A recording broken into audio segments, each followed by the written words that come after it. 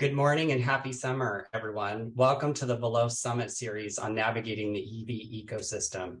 Thank you all so much for being here today. My name is Josh Boone, and I am the Executive Director of Veloz. I have a few remarks, and then we look forward to an excellent program today. For those of you who are new to Veloz, we're a 40-plus member nonprofit that connects private and public sector organizations to accelerate and communicate the value of transportation electrification for all. Our members include state and local government, automakers, utilities, environmental NGOs, charging providers, rideshare companies, and many others. Today's summit is our annual member event where all keynote speakers, panelists, and moderators come from Veloz member organizations. Many of our speakers come from the Veloz board. We are thrilled to feature the thought leadership of our membership and invite each of you to consider joining the Veloz movement. We are at a critical tipping point in the EV industry.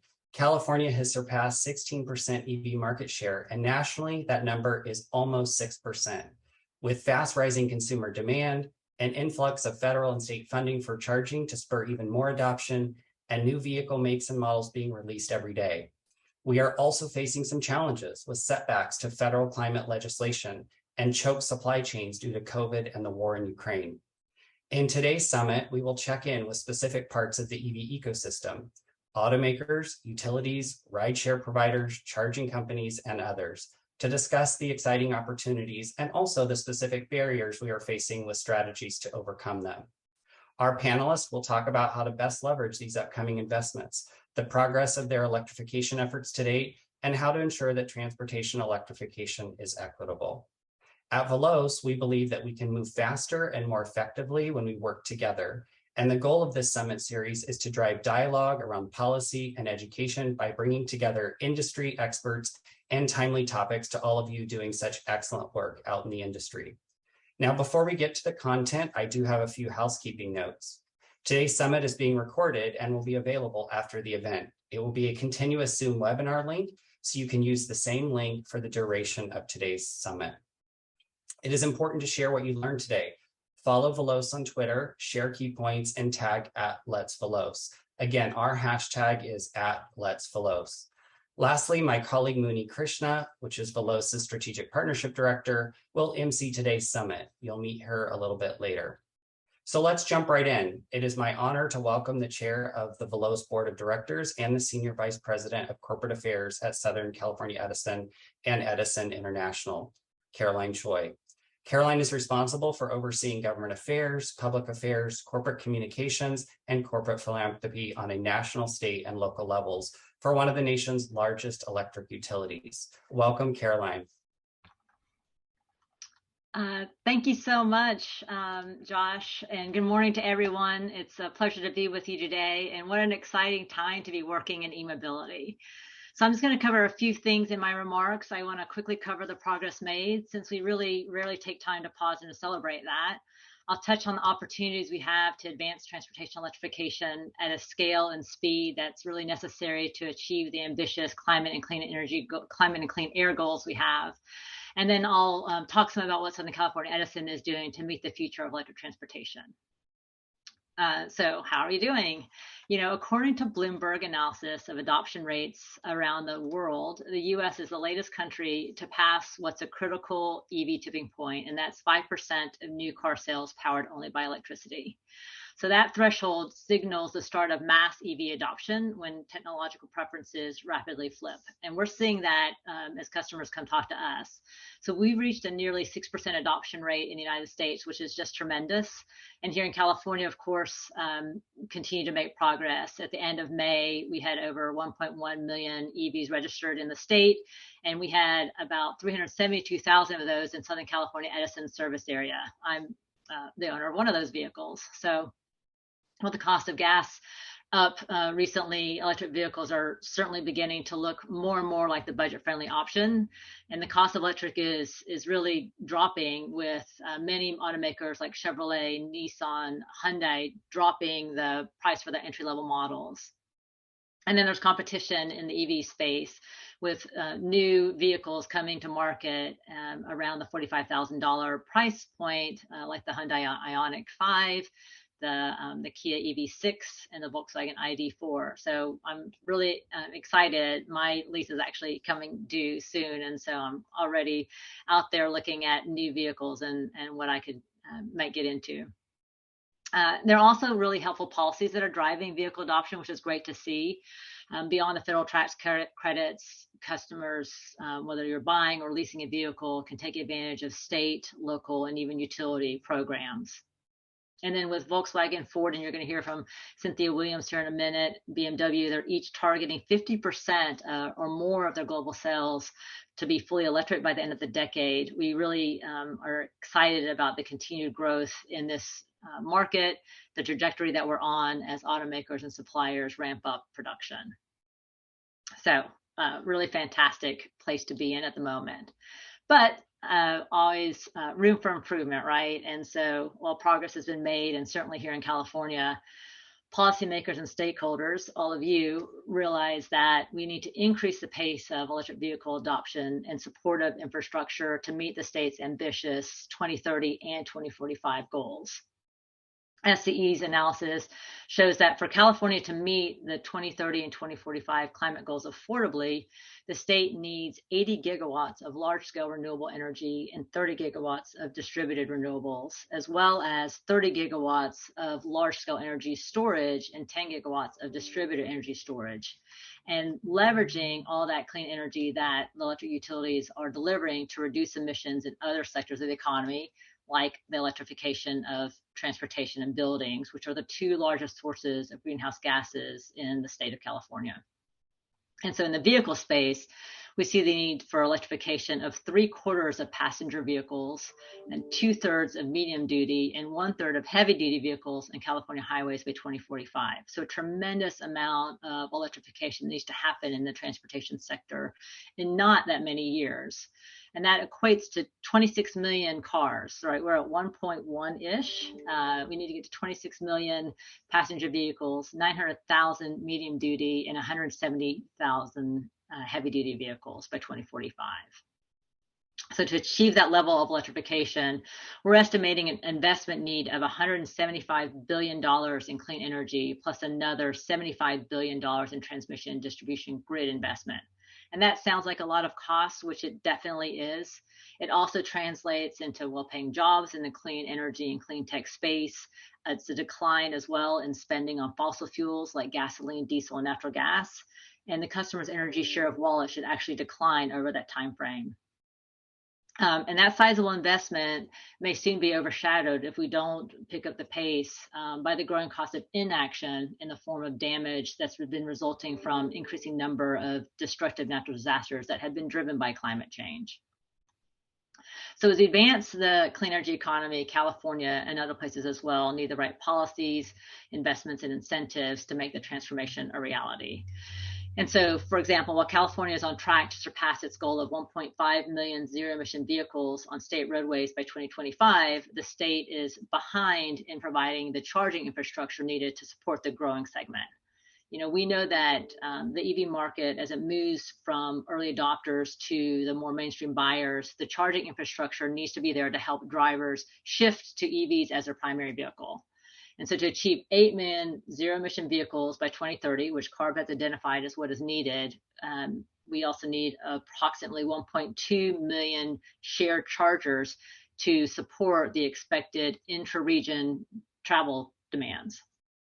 And so when you account for what's planned today, the current estimates indicate that there's going to be 193,000 chargers statewide in 2025.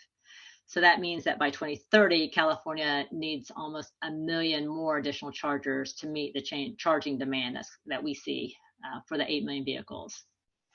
Another need we see is ample funding. And while we applaud California's actions to step up efforts to meet the climate challenge, 1 year of ample funding isn't going to do it.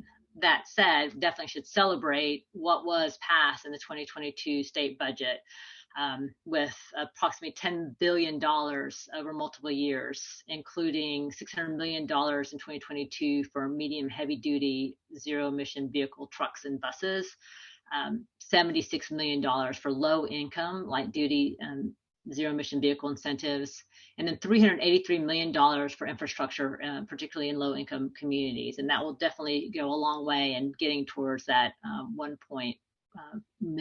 over 1 million chargers that we. Okay.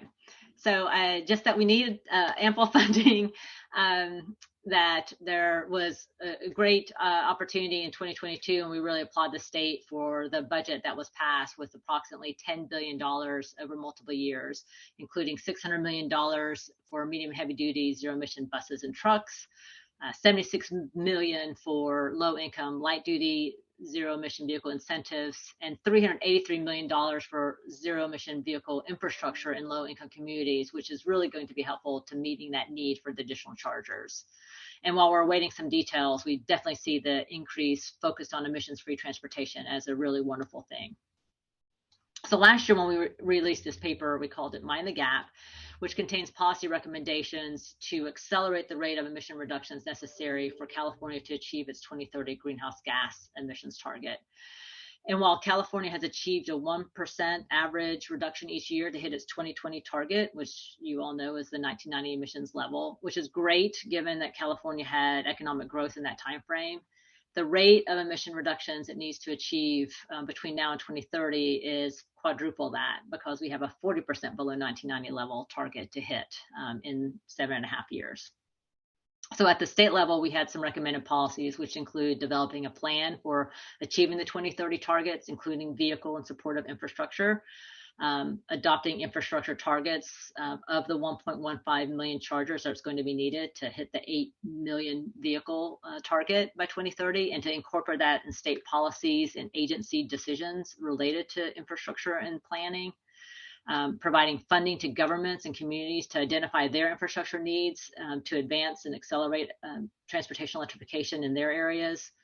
Developing a state level plan, total funding to cover the infrastructure gap. So while the 2022 budget certainly is a great step forward, along with the federal infrastructure law that will send billions of dollars to California, we don't really have a clear picture of what's going to be needed through 2030. Definitely streamlining and prioritizing infrastructure build out. This is going to take collaboration with our local and regional governments as well. Increasing vehicle incentives and making the incentives multi-year to help improve market certainty. And then making the vehicle incentives redeemable at the point of sale, which has been done. The California Clean Fuel Rewards Program does that, but the incentive has dropped because of the demand, and it hasn't been matched by the funding source. So would definitely like to see that funding come back. And so while I spoke to these state level policies, there are also federal government policies as well, and I'm not going to touch on those given the time constraints, but those are also in the white paper that you can check out at the SCE.com. So now I'm going to talk about the role of utilities. You know, our vision at S International is to lead the transformation of the electric utility industry, and that includes accelerating the adoption of clean technologies like electric vehicles. And we think investor-owned utilities are critical partners to charting a course to achieve the objective of reliability, climate adaptation, and decarbonization while maintaining affordability of the product. So a couple ways of doing that. One is through our EV programs. Southern California Edison has a suite of charging programs under the umbrella of Charge Ready EV. And together they are the largest utility-led programs in the country. And through Charge Ready, which is over $800 million of EV charging infrastructure and rebates to support charging at public and multifamily locations, and for medium heavy duty trucks, school and transit buses, port equipment, and other industrial uses. So as customers come in to explore those opportunities, we want them to have certainly a positive experience on their electric transportation journey. One of the things we have to do is educate them around the current lead times for site design, permitting, construction, because that can take 12 months or more, depending on the project and its complexity. So our strongest advice for customers, and for any of you who are interested in working with us in our program in Charge Ready, please engage us early. Talk to, if you're a commercial customer, talk to your utility account manager, regularly communicate if you're looking at fleet electrification, because we want to make sure that we have the infrastructure in place in time for your vehicle delivery, that it is adequately sized for the planned fleet that you are anticipating, for the charging times that you are looking at, and for other operational needs you may have. So that's definitely something that I would encourage, not just for those who want to work with Southern California Edison, but for any utility, that they give a lot of ample notice to the utility and continue to engage with them regularly as your plans come together. Another way that utilities support vehicle electrification is through our rates. And we offer a number of attractive rate options to make electric vehicle charging more affordable during times of the day that's both beneficial to the customer as well as to the electric system. And particularly for our commercial customers, our transportation electrification advisory services worked with them early in their journey to talk to them about the rate options, charging strategies, overall cost of ownership to help them understand and manage their total energy wallet. So it's really critical that we continue to think about equity as we develop customer programs and we invest in clean energy programs and technologies and deploy the infrastructure to modernize and expand the electric grid. One of the things that Edison does, we work in partnership with representatives of our diverse communities, and we weight toward helping our lower income and disadvantaged customers be part of the energy transition. We're really focused on making sure that all of our customers benefit as we move towards a clean energy economy. And one of the things we learned in working with our customers is that we should offer a rebate program to support the purchase or lease of electric vehicles. So with state programs targeting new vehicles, SCE offers a rebate for the purchase or lease of a pre-owned vehicle. And we have a standard $1,000 rebate, as well as a $4,000 rebate for certain income qualified customers. And we also heard about the cost of EVs from our commercial customers, particularly schools and transit customers who are looking at going electric with those buses. And those are particularly dependent on public grant funding. So our Transportation Electrification Advisory Services, our TE Advisory Services, now offers grant writing, assistance, and grant package review for customers who wish to apply for state and local funding. And so while I'm proud of all that we've done here, we all know that there's more work to be done, and the pace of vehicle adoption is accelerating. So we're going to need to update our programs and policies to meet our customers' needs. And that we certainly don't want to be the bottleneck to customer adoption of zero-emission vehicles. And success here is going to take continued partnership with policymakers, regulators, customers, and stakeholders like yourselves.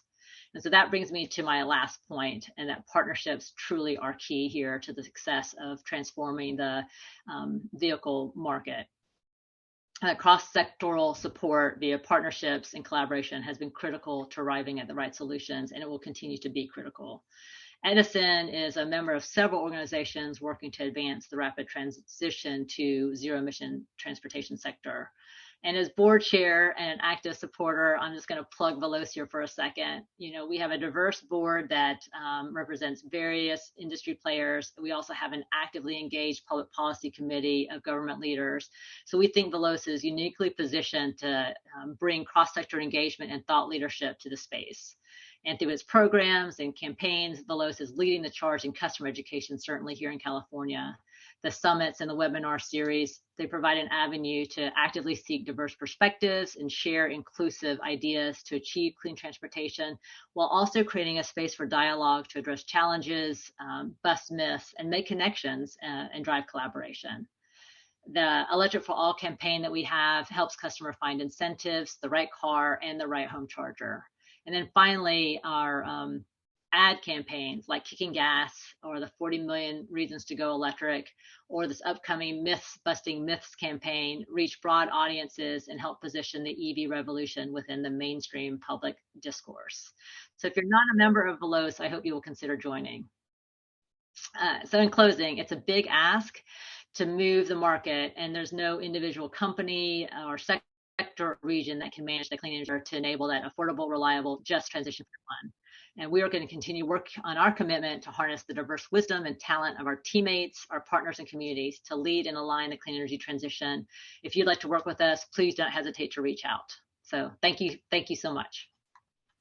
Thank you so much, Caroline, for setting the stage for today's summit. Your remarks are so appreciated about making the transition to electrification be equitable for all.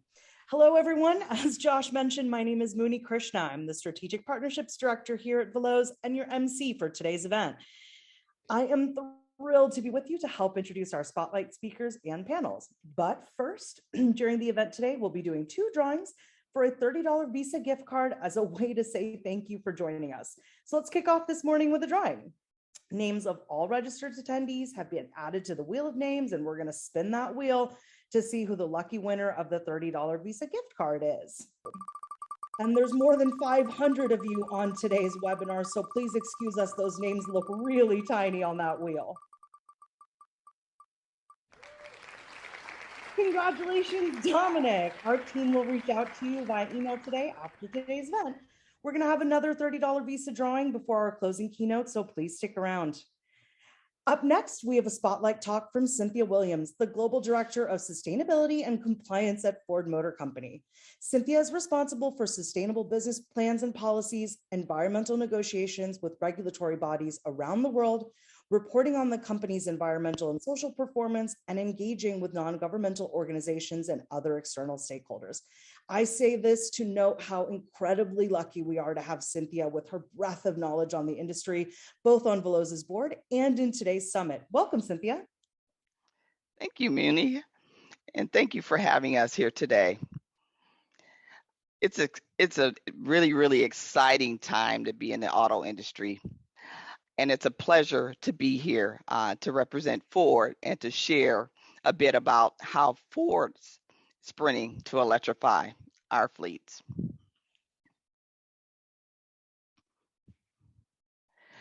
I'll start with just a few weeks ago, Bloomberg reported that the U.S. sales passed 5% mark.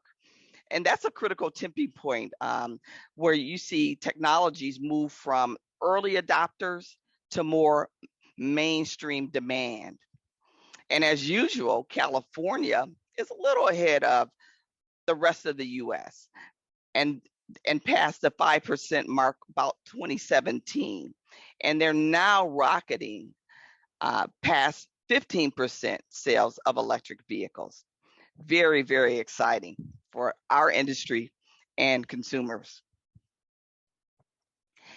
And the sales success isn't just personal use customers.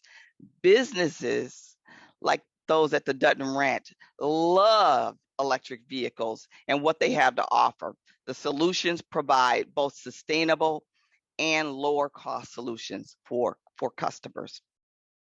Our first year's production for our E-Transit electric vehicle sold out quickly, and the vehicles are already on the road today, doing the work that keeps America moving. And our Ford Pro model is geared to provide an end-to-end solution for our commercial customers. That includes charging, that includes financing, and also intelligent vehicle solutions for their entire fleet. The EV revolution is happening, and Ford intends to not only be part of it, but to lead our industry in creating ultra efficient, carbon neutral electric vehicle manufacturing systems that deliver electric vehicles to millions of people in California, across the US, and globally. We understand the urgency of doing things to address climate change is now. We're scaling up and have announced plans to bring 2 massive, environmentally and technologically advanced campuses in Tennessee and Kentucky that will provide the next generation electric F-Series trucks and batteries to power future Ford and Lincoln vehicles.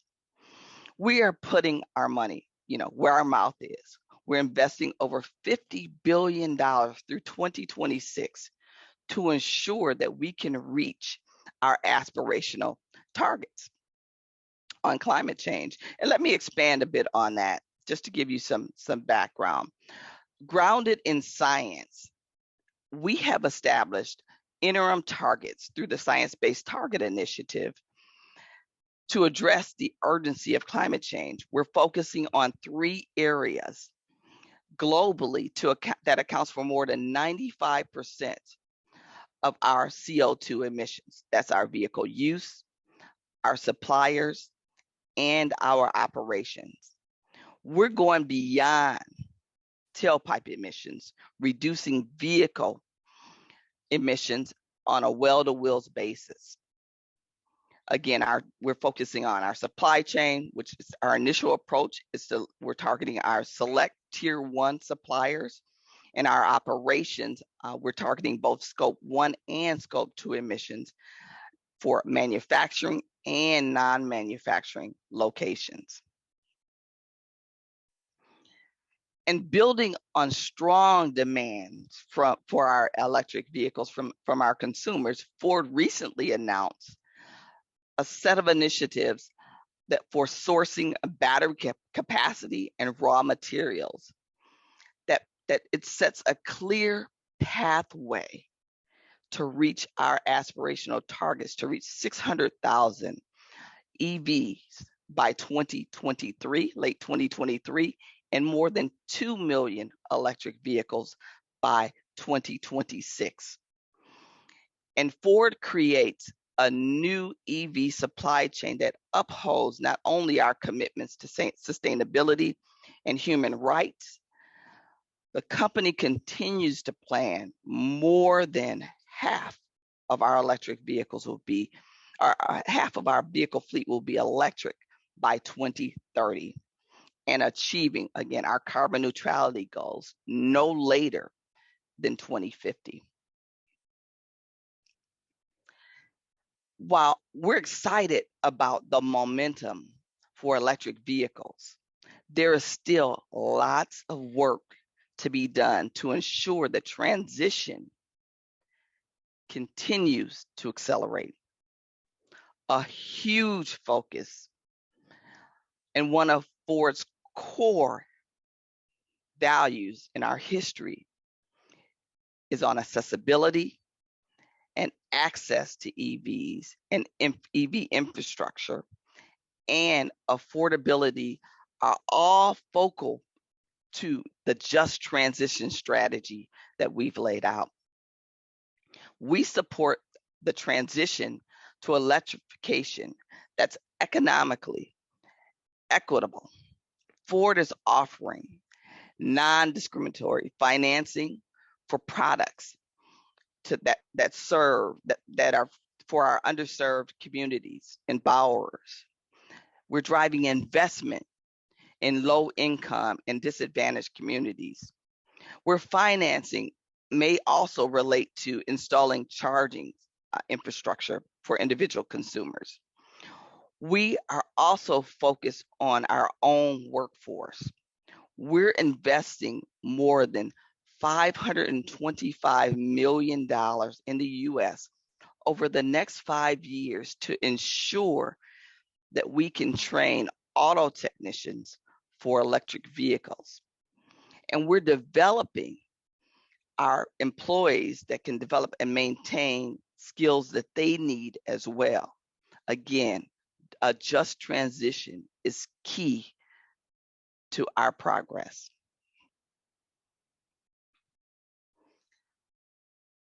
That's why I'm so happy to be working with organizations like Veloz, who are committed to overcoming barriers to electrification and to create a virtuous cycle of desire and demand for these vehicles.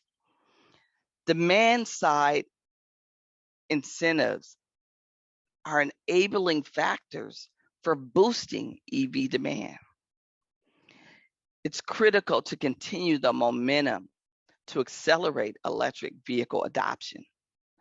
Customers need finance incentives to buy vehicles until the cost of batteries continues to come down. Customers need to have infrastructure, charging infrastructure in place to provide range confidence. Customers living in multi-family dwellings also need alternative solutions for charging. So continued work in the community to develop viable charging solutions is really, really key to continue this momentum. Soft incentives like free charging, free parking, access to driving HOV lanes here in California and other areas, continued education to just make sure that everyone's really truly understands the benefits of electric vehicles and what they have to offer. And of course, OEMs like Ford will continue to provide alternative attractive electric vehicles, new models each year. Through our electrification strategy, connectivity, and sustainability aspirations, we are transitioning to a model that emphasizes services, relationships, human and social capital, and also supports our purpose to help build a better world where every person is free to move and pursue their dreams. Thank you for having me here today. Thank you so much, Cynthia. You can stay on camera since you're going to be the moderator for our next panel. And on that note, everyone, welcome to our next panel discussion, the Sprint to Electrify. Let's now welcome Mike Matten, the Director of EV Policy and Regulatory Affairs at GM, Tim Slattery, the Senior Manager of Government Relations at Nissan, and Mike Lord, Executive Engineer at Toyota. Welcome. And Cynthia, I'll let you take it away. Awesome. Thanks, Muni. And as you just heard from me, the EV landscape is rapidly shifting with both exciting and challenging things as we bring more and more vehicles to market. I'm joined by my fellow colleagues in the auto sector here today to expand on how improving manufacturing, maneuvering around supply chain constraints, and working closely with federal and state governments can continue to drive the switch to electric vehicles in the light duty sector. Welcome, Mike and Tim. Thank you. Thank you. I'm going to start the panel. Okay, so the state of the ZEV market is vastly different today. It has been than it's been in just even a few years ago, with rising consumer demand and federal and state governments signaling heavily investments in the necessarily charging infrastructure to spur even more adoption. I would like to ask each of you, how has your organization adapted in the recent past to address this rapid change? Let's start with you, Mike Matten from GM. Thanks, Cynthia, and thanks to Veloz for coordinating this panel. Really happy to be here. So you're right? It's true. As we and other automakers have revealed more and more of our EV product strategy, we've seen demand for those products really increase. So current vehicles that we've rolled out, like the Cadillac Lyriq, the Hummer EV, they show what's possible with EV, and that gets people excited. And then we go into, as we shift into next year, we go into our high volume products, the Silverado EV, the Blazer EV, the Equinox EV. You combine that with the fact that we've also, as was mentioned earlier, we've lowered the price of our current Bolt EV and EUV by almost $6,000. There's just a lot of excitement around the EV space and around the products. And I think everybody would agree we're really just getting started. So I would say, the response is really just causing us to accelerate that development pace. And even on the infrastructure side, the federal government has indicated, or passed the bipartisan infrastructure law with that $7.5 billion of infrastructure funding. But frankly, that's really just a start too. We know more is needed. We at GM are doing our part. Just a few weeks ago, we announced an agreement with Pilot Flying J, to install over 2,000 chargers at their travel centers, 500 travel centers across the country, including many in California. We're reaching out using our dealers as an asset with a dealer charging program to maybe reach some communities with charging that might have been left behind in this larger infrastructure rollout. So we think dealers can be especially the breadth of EM dealers footprint can be a real asset. On the consumer experience side, again, as consumers are more interested, they have more questions. So just this week, we launched an online platform called EV Live, an all new digital experience where you can ask EV questions and interact one-on-one with EV experts. We see as kind of the excitement grows, the amount of questions, the amount of the nature of the questions change. So we've really just accelerated all our efforts in response. It's this very virtuous cycle of rolling out the product, seeing the demand, and then responding to that demand. Awesome. Attractive products, affordability, all are key. And I couldn't agree with you more with that connection to the community with the dealers. I agree with you that making that connection is just going to, again, help to educate consumers and bring them along with us. Hey, Tim, what's your thoughts on this one? So, Cynthia, thank you again for hosting this, and Veloz, Josh, all the great work your organization does. At Nissan, we've obviously been in the pure electric vehicle market approaching a decade now. So we launched the Leaf, kind of the large mass market, affordable EV, and have taken the lessons learned from that as we've entered this period. I'm reporting here today from Tennessee, where the Leaf is built just down the road. And I know a lot of those pictures Cynthia shared. She's become our new neighbor to the west, and we appreciate having Ford with all their investment, coming to the state. But with the launch in California, or nationwide, but California being the epicenter of where, really the Leaf really got its stakeholder in place.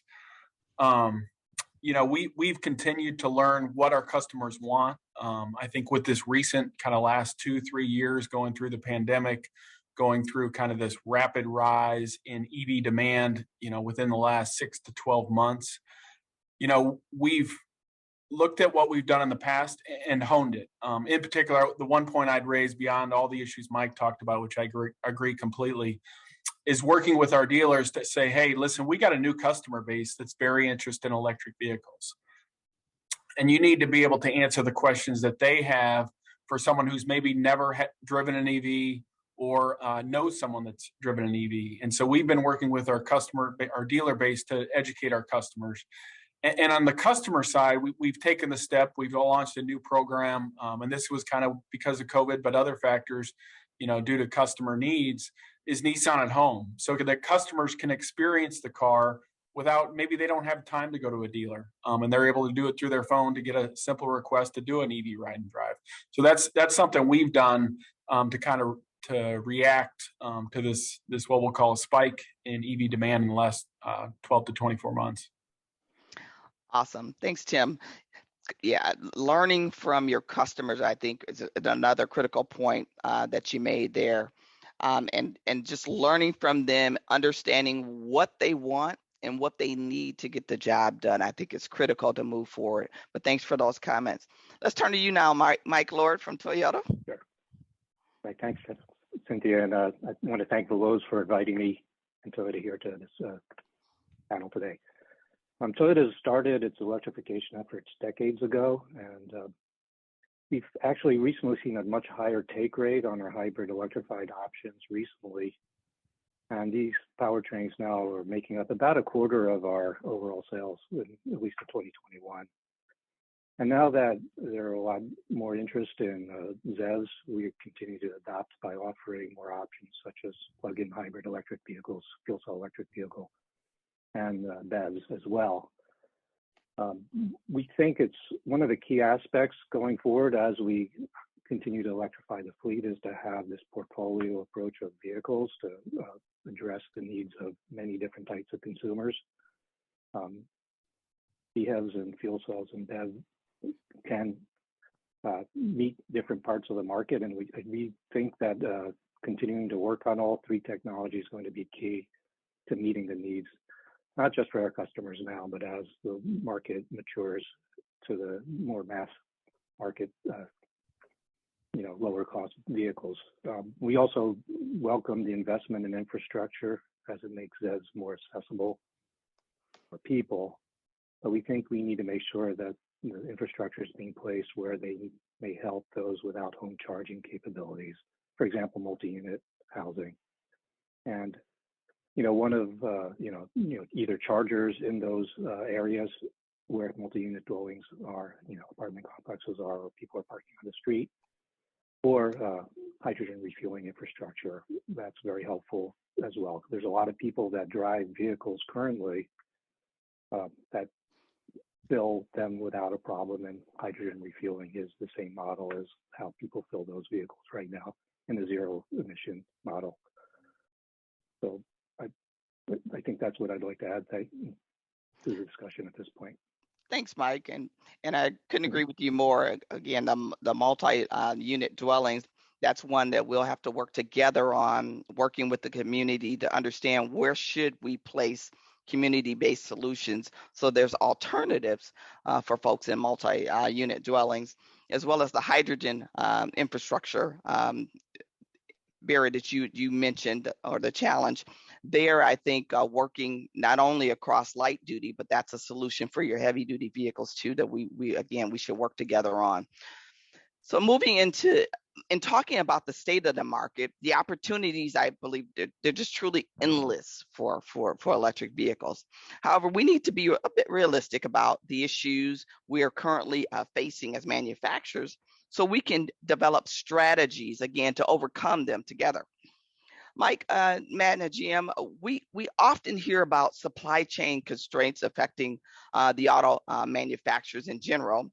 Is there anything specific in the supply chain that most affects the production of electric vehicles? And also, do you have any methods to mitigate?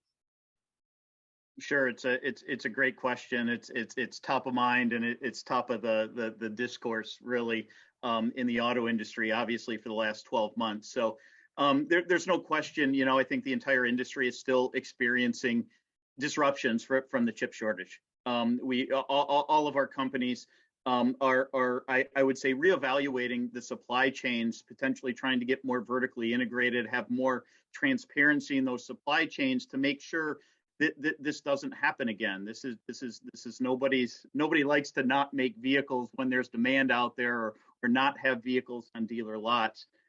But specifically to EVs, at least from a GM perspective, the supply chain and everything still really starts around the battery. It's the highest cost, most critical component of EVs, and will be. So to that end, we're in the battery cell business with LG Chem. We've announced 4 battery cell manufacturing plants here in the U.S., about 140 gigawatt hours of cell production that'll be online here by 2025. One opening in Lordstown, Ohio, just this year. That capacity should allow us to source battery cells for over 1 million EVs by 2025. So, but more importantly, the material that makes those cells has to get to that plant, right? So the lithium, the nickel, the manganese, the copper, all of the electrolytes, all of that material, and again, so we're essentially, we as automakers are really building an all new supply chain. This is a supply chain that frankly automakers haven't really dealt with in the past, and we're looking to directly source most of that to secure that supply for North America, or around the world, wherever we make vehicles. And I think that everybody understands there's a global race for that, because the battery cell manufacturing is expected to increase somewhere around 19 to 20 times in the next 20 years.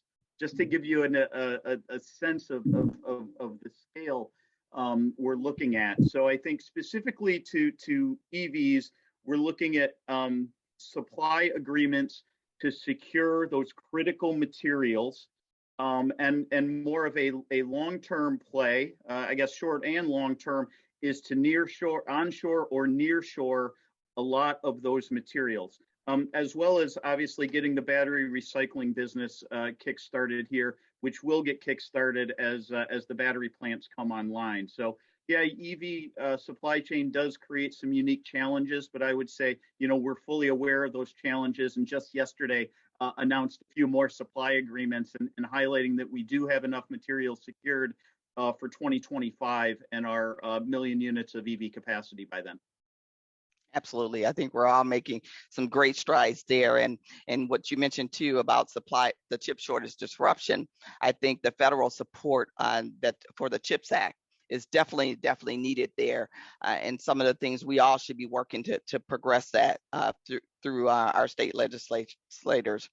Also, again, the battery cell diversification and the supply chain there. I think, again, that's critical, Mike, as you mentioned, and making sure that we bring some of that work here in North America to continue the jobs and others around EVs.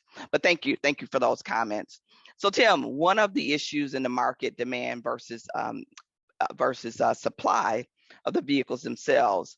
How are automakers reacting to the recent increase in demand for EVs, and what are the long-term plans to sustain a robust electric vehicle market? So excellent question. And I think, we have a short-term and a long-term strategy to kind of address these issues. I think Mike alluded to the microchip issue, and I'll preface everything I say is I'm a government affairs professional. I am not a manufacturing professional or an engineer or anything. So if I'm a bit wrong or I use the wrong lingo or the wrong acronym, please forgive me. I think on the chips issue, just having sat with many of our manufacturing leaders, I think people on this call are saying, hey, I'm going into my dealer and I'm struggling to find a car, or if I do find one, the markup's a bit higher than I want to pay. I think what we've heard, or I've heard from our leaders, is it's getting better, the chip situation, but it's still a major challenge. And it's not just EVs, it's across our lineup. I do think the question that a lot of people ask, well, are EVs different? Do they require more chips than, say, an ICE vehicle? And the answer I've heard is not really. It's kind of the same situation. So what we've done is, prioritize product, and our electric vehicles are a priority for Nissan. So when we allocate chips, we're always doing our most to meet our EV customer demand here in the short term.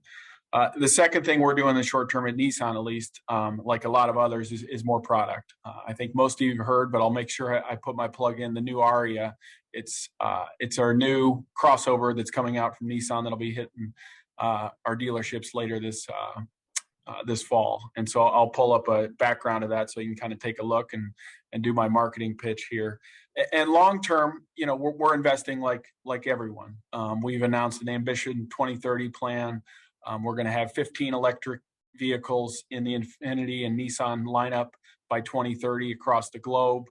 We just announced earlier this year that we're going to be investing in here in the U.S. At our Mississippi plant, where we're going to be launching an Infiniti product and a Nissan product, both of which will be pure electric vehicles. So we're investing for the future, but we're also trying to meet short-term demand. Awesome. Lots of exciting products coming our way. No, that's great. So Mike, Lord, new makes and models are released each year. What is needed to address the market of all segments of the buying public? Thanks, Cynthia. I just wanted to know one issue on the supply chain. So Toyota has had a little experience with that during the Great Eastern Japan earthquake in 2011. And what we learned from that is there are some components that can and should be amassed to kind of hedge against issues in the supply chain.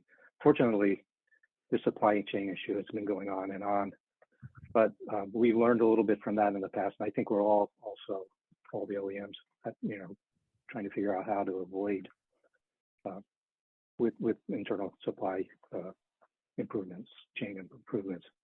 But back to the question itself. So Toyota has been the market leader in electrified vehicles for 22 years. And we're well aware of the challenges in getting customers to adopt new technology, even when, if we're talking, hybrid vehicles where they're exactly the same use, people are resistant just because it's new technology. And there are other things out there. For example, there's recent reporting and messaging that lead people to believe that BEVs are the only green vehicles out there, and you need to kind of make that, work to keep that message broad. Veloz is very supportive of that, and we really do appreciate the activity that Veloz is doing to push back on that messaging. I think what I want to emphasize is, as we're transitioning to ZEVs, having the broad portfolio, we still think, it's a little bit repetitive of the earlier question, is important because we need to address all market segments, and purchase decisions are really related on individual lifestyle needs, and each customer is different. Currently, we have 6 products out there. We have 4 plug-in hybrids and 3 plug-in hybrids, 2 BEVs, and 1 fuel cell vehicle, both in the Toyota and the Lexus range. So I think it's important to have customers understand and able to afford electric vehicles, and the understanding of Veloz is one of the key aspects in getting that understanding out there so customers can understand them and adopt them. So, we're really looking forward to kind of continuing to work that aspect to get the public understanding broader and deeper. Absolutely. Thanks, Michael. Yeah, I totally agree with you. I think educating consumers is going to be key, and getting them into the vehicles. Once you get them into the vehicles, they will love what electrification can bring. I know I have the Mustang Mach-E, and it's an awesome vehicle, one of the best vehicles I've ever owned. So thanks for that.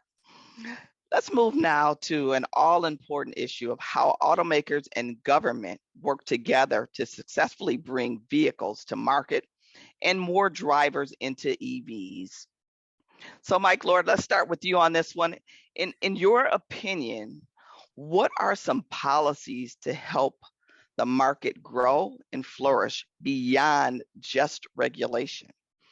Do you have any specific examples that could be replicated? I know you talked earlier about the experiences that you've had over the past decade. Love to hear from you.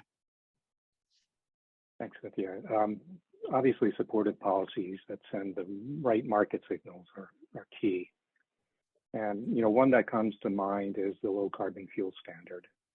I mean, there are different aspects, but in particular, that policy is both supported for both fueling and charging infrastructure, getting it out there with the incentives from the low carbon credits, although we need to work on figuring out how to bring those credit values back up, particularly through the HRI, the hydrogen refueling infrastructure, and the fast charging infrastructure credit. What's also key are incentives, and I think we all touched upon this, incentives that lower the barriers to adoption. And that really does help consumers make, move them along to make the right choices. So that is education to help give the customers good, the ability to make informed purchase decisions. There's one example that maybe I'd like to talk about as it relates to the Mirai fuel cell electric vehicle. We're in the second generation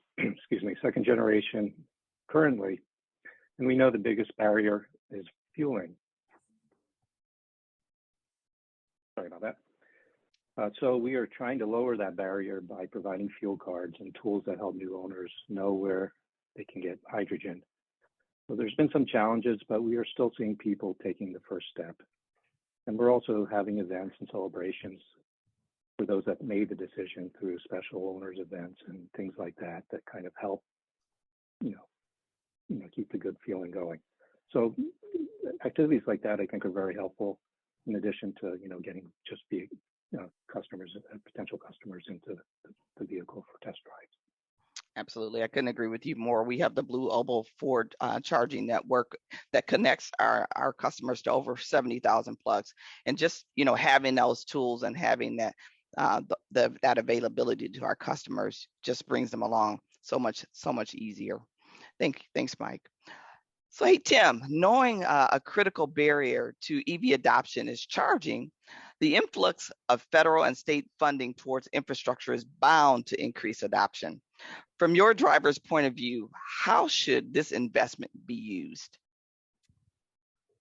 It's an important question, and I think the program that they're shaping, the NEVI, or what is it, the National Electric Vehicle Infrastructure Program funding, is, I think, headed in the right direction. And Nissan actually had history in California working. I think many of the folks on this chat have heard about Drive the Arc, and that was a program that went from Monterey, California to Lake Tahoe, where it was designed to provide customers surety that, hey, if they wanted to travel that distance and maybe the temperatures weren't quite right for a battery, and that they could have a reliable path to make that journey. And I think some of the parameters that they've set in that program are going to be, I think, a good template for future funding, either by states, utilities, or otherwise. I mean, they have demanded reliability for those chargers, which I think, looking back to the original kind of EV project from the early 2010s,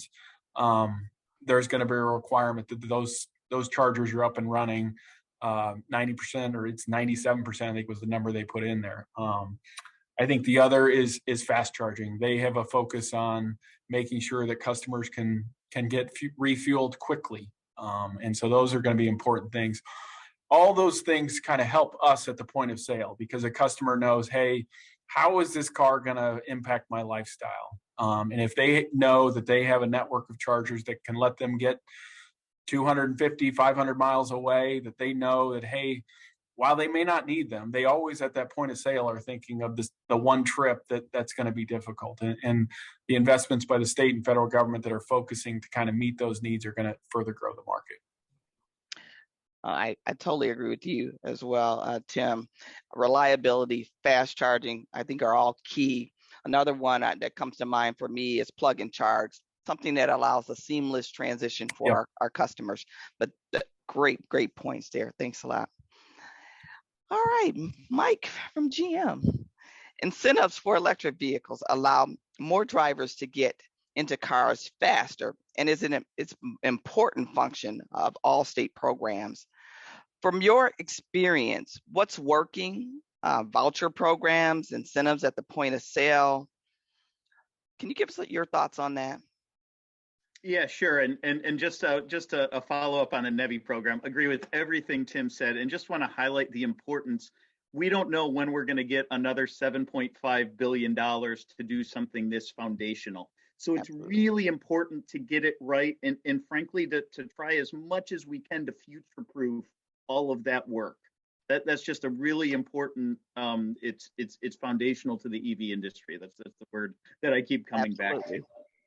Anyway, sorry. To get to incentives, I think there's, as we look at the incentive programs across the country, even the federal incentive program, which we're kind of disappointed that doesn't look like it's going to make it through the federal process. There's several characteristics that we can say what makes a good incentive program. I think first of all, it has to be a meaningful amount of money. We would say, on the order of at least $1,000. Anything less than that, it's really tough to move the needle, especially with today's prices. More importantly, it has to last. We've had state programs that have lasted literally a matter of weeks because they weren't funded enough. And when I say they lasted a matter of weeks, it wasn't even vehicles purchased in those weeks. It was people applying for vehicles they had already purchased. So they have to be funded at a level that's sustainable for at least a year. And I know California's had its challenges with CVRP, but frankly, they've done a really nice job of looking at the fundings for CVRP and trying to protect at least a level of spend for that. Something that makes it easy for customers and dealers to understand also. the more rules and regulations and contingencies you put around an incentive program, the harder it is for both customers and dealers to understand it. If you make it a tax refund, it becomes very difficult for the financing arms to work with state tax refunds. So we'd much rather see, point of sale is nice. That the clean fuel rewards is point of sale. We love that. The voucher program, I think, again in California, I think that's worked fairly well. And I'll just reiterate something that Mike Lord said. LCFS presents like clean fuel rewards. We'd love to see that rolled out to kind of more states, those types of programs that can actually create the revenue to help continuously fund these efforts. We think that's a really nice mechanism that works well in the market. I couldn't agree with you more. And the sustainable funding is key. And, as states roll out their plans for EV adoption, those are some of the things that we think that they should spend a bit of time on working through the necessary barriers within their own construct to make sure that they're available as you roll it out and available for a point of time. That's going to be critical, and it's critical as we move in terms of equity, as we bring everyone along as well. And Cynthia, I don't want to forget used vehicle incentives is another one we should all be talking about, and incentives for charging, particularly multifamily housing. All of that needs to look at incentives, because that's the only way some of this is going to get done on the time scale that we all need it done. Absolutely, and it also provides affordability price points for different different levels of vehicles that are out there, that what's available in terms of economic stability for some customers. The used vehicle solution could be a great option for some of our consumers, and so definitely those programs should be evaluated as well. Couldn't agree with you more. And the NEVI funding, again, like you said, is maybe a once in a lifetime thing, but we have to make sure we do it right the first time. So those are all great points. An important topic in the ecosystem of electrification is equity, as I mentioned. It's critical that historically underserved communities and are not further left behind in the transition to electric vehicles. And we know that automakers like ourselves have a key part of the equation to play. All of our organizations have public statements about organizational diversity. I'm curious to know, how you build those principles into EV adoption efforts. Mike Madden from GM, why don't we start with you? Thanks. So, our CEO, Mary Barra, is a huge proponent of everything DEI, and we have a slogan, everybody in, right, in the EV transition. Our consumers, our workforce, our dealers, everybody. And so we're proud of that kind of direction. It really goes into everything we talk about in terms of EVs. I think specifically for GM, we would say, reducing the price of that Bolt EUV to the $26,000 price point for a long range EV. Trying to make it really attractive for people shopping on the lower end of the market. Again, I think in the past, GM would have said the used vehicle market is somebody else's problem. We make new vehicles, and then used vehicle, but you know what? As part of our everybody in strategy, we know, again, those lower price points are going to be key to widespread EV adoption. So looking for opportunities in the used EV market. I would say the other thing we do is we launched a $50 million climate equity fund. And we've used that to fund, different equity initiatives around EVs. One example I'll cite is our funding of Ecology Action's EV for Everyone program that helps catalyze the electric vehicle transition in disadvantaged communities through the Central Coast there in California. That's just one example. We've done literally, dozens of these programs, and it really is a part of all of our conversations, whether it's in product development, sales and marketing, public policy, you name it, our infrastructure. These conversations are happening in our company every day in terms of, hey, let's make sure we have everybody included in that. That's awesome. Couldn't agree with you more, and that's one of the reasons why Ford chose to set the price point for the F-150 Lightning at $39,974 to start, making sure that we again can bring all of the consumers along in terms of providing a truck that provides solutions and the customers being able to do the work. And I would just highlight, sorry, one more thing I forgot. Sorry. When you talk about disadvantaged communities, everybody can't think that all disadvantaged communities or EJ communities are not equal. There's inner cities, there's rural communities, and every one of them's different with different challenges. So this isn't a one size fits all approach of do this and everybody is automatically happy. This is literally kind of initiative by initiative, rolling these things out, addressing the specific needs of these communities. So I think that's an important kind of learning for everyone around. It isn't done when you just roll out one initiative. It's a series of actions. Absolutely. Tim, let's get your point of view. Yeah, and I think, not to reiterate all of Mike's point, I think Nissan's model is very similar to GM and I'm sure Toyota, that it's built into everything we do, from a philanthropy side to a customer side to a financial side. Everything, we have a robust DEI organization that's integrated into nearly every function here at Nissan. I think from the EV side, Mike alluded to kind of the importance of affordability of EVs in all segments, in all areas. I was pulling up a stat. So 18 of the top 25 states, so those states that are kind of leaders in electric vehicle penetration, the Nissan Leaf is the number one used EV for those markets.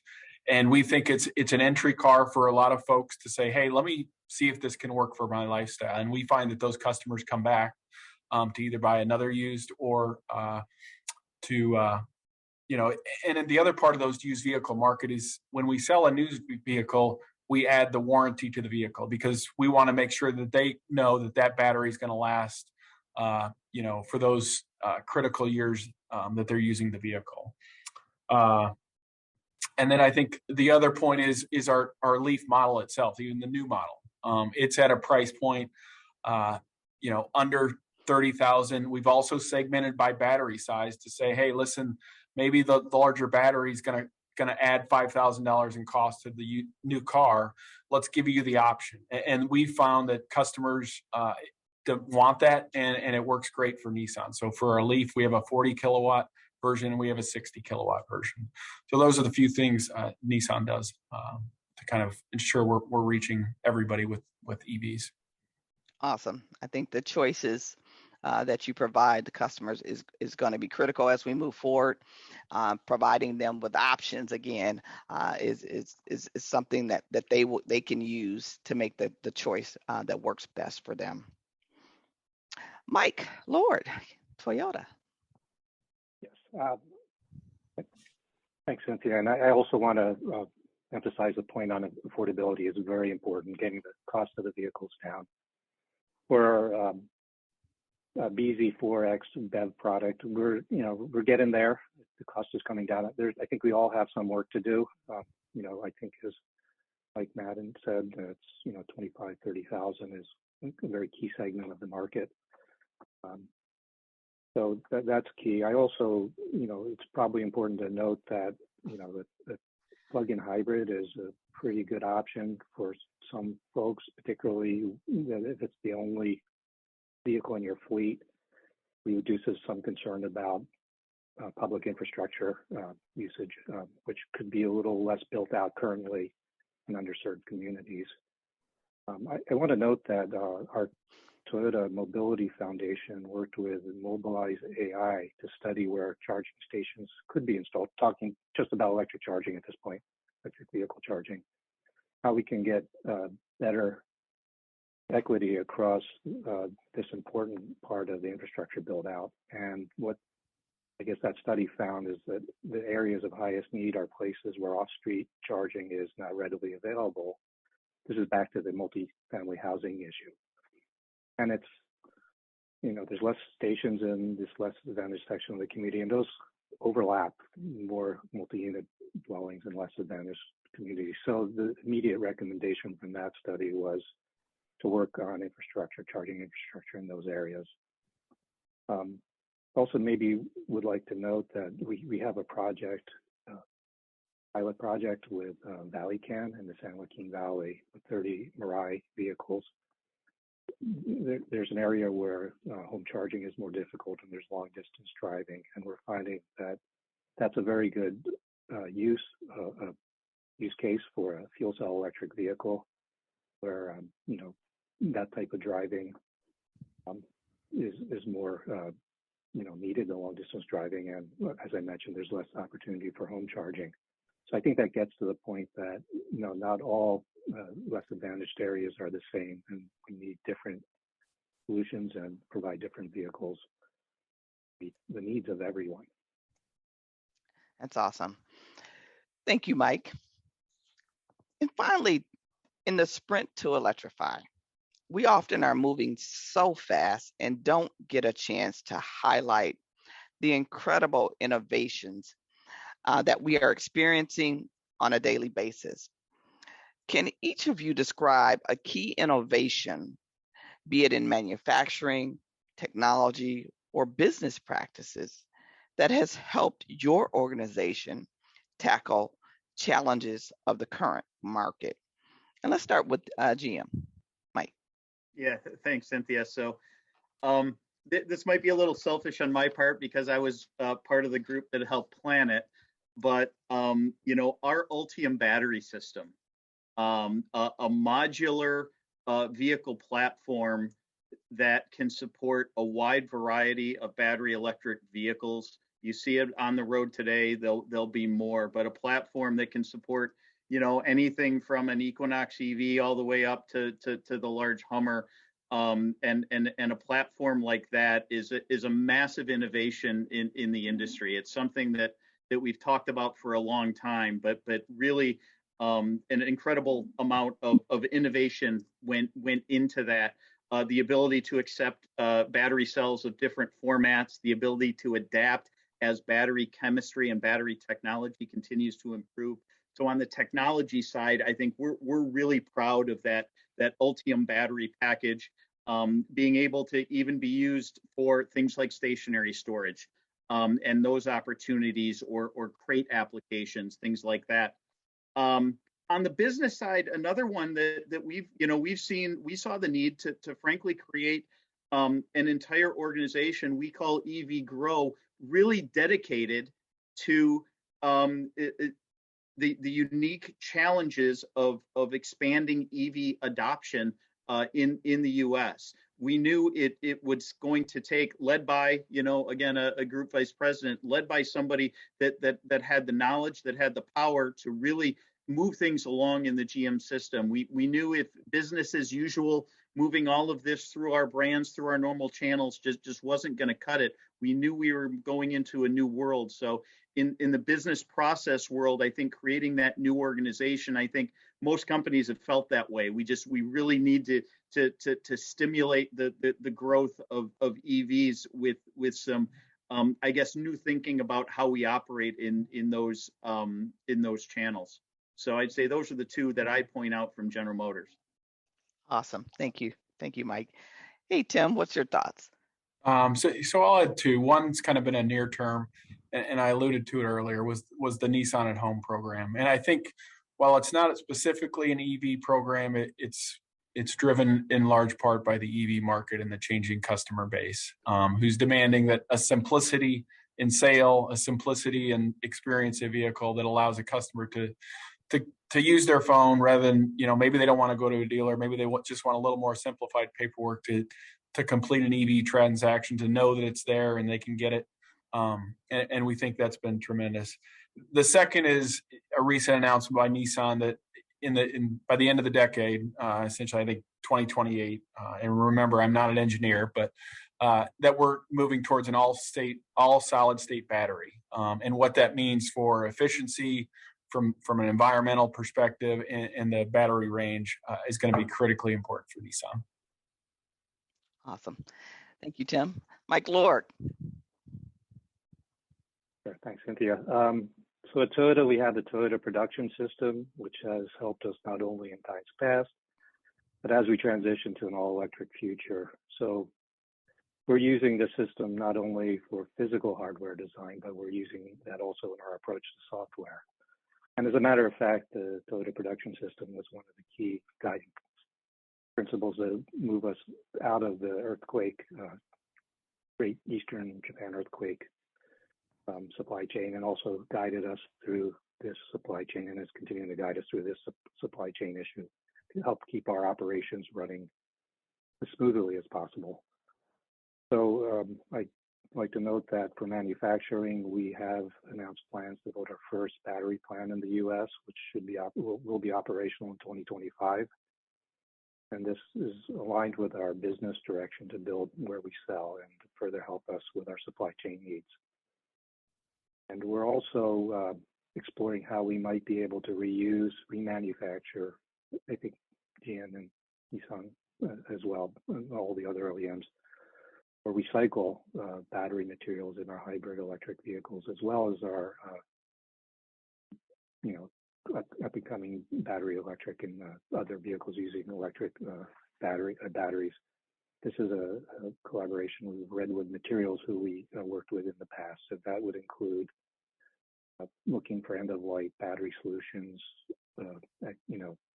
how to collect them, how to test and evaluate, ones that are good and bad for remanufacturing, how to recycle the battery material and improve production methodologies. Thanks, Mike. And I'll end with a few from Ford. And so we have we have our F-150 Lightning with the bidirectional charging. You are able to power your site for, with tools and things that you need to do your jobs on a day-to-day basis. You can power your home for up to three days and up to 10 if you ration on what you plug in. So key technologies like that is providing consumers with options that they need to get the job done, options that they need to just live on a day-to-day basis.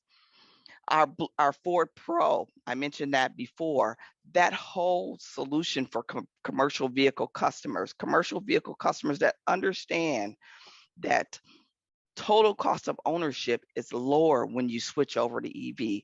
And these vehicles can provide them with the work that they need to be done. Blue over charging, again, another key technical solution we're providing to customers so that they can have that they have charging confidence. It's not a barrier. We'll connect you to where you need to go. These are key solutions that we're providing consumers, end-to-end solutions that will bring more and more folks into these vehicles.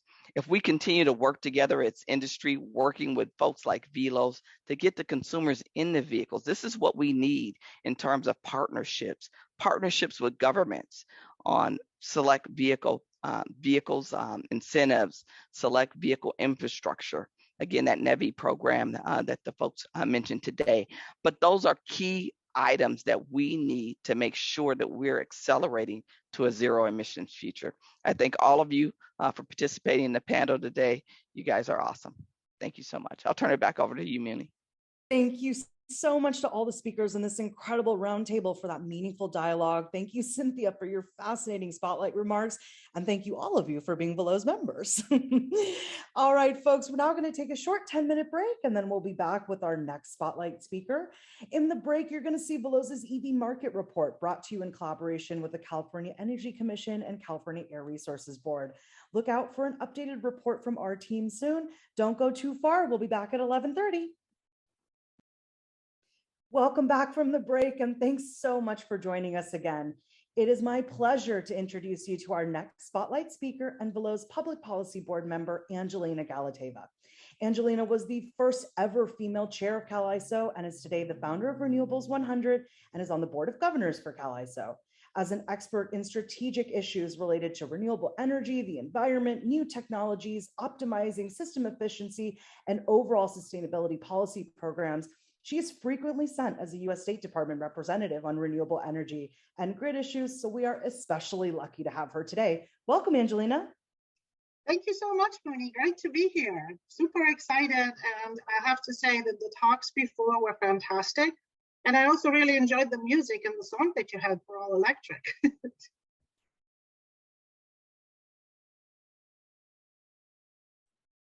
Can you hear me?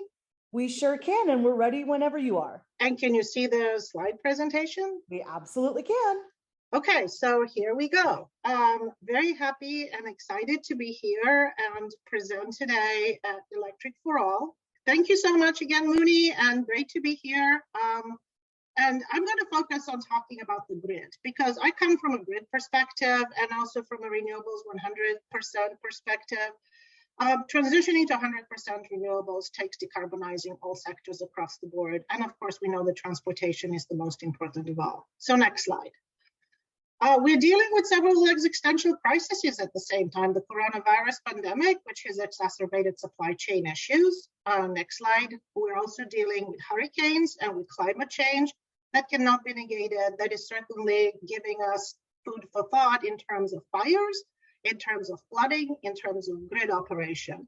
And operating a reliable and decarbonized grid, of course, is the foundation of electrifying everything. So we've got to make sure that we have a resilient, reliable, 100% decarbonized grid that is dependent on local fuels, local generation to the extent possible, and that we can pull all the resources that we can from distributed resources such as electric vehicles and distributed generation that's customer owned behind the grid at any time that we need it to support operations.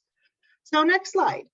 As if we didn't have enough problems with the coronavirus pandemic and climate change, we also have a war going on in Europe right now that has also pointed out the issue that having reliance and over-reliance on fuels from other nations can be tricky, and certainly being able to operate a grid, again, that is resilient and reliable and independent of supply chain issues, and resilient towards climate change, and is also resilient towards sometimes conflict is a challenge that we all have to deal with as an international community. Next slide. Fortunately for us, though, renewables have become the cheapest resource on the grid that we can have because of public policy and because of sustained economic programs and investment in renewables. We now have seen a reduction in solar technologies of over 90% in the last decade, batteries over 80%, and wind has become also quite cheap and cost competitive, with resources being dropping down over 80% as well. Next slide. So wind and power resources are now the lowest cost resources on the grid worldwide. And the one that we have to focus on globally in order to decarbonize is the transportation sector. Because we operate a grid and we're very proud of having achieved 100% of renewable energy on the grid in California, actually this year for the very first time, it was a tremendous milestone. We've done it for only 112 minutes.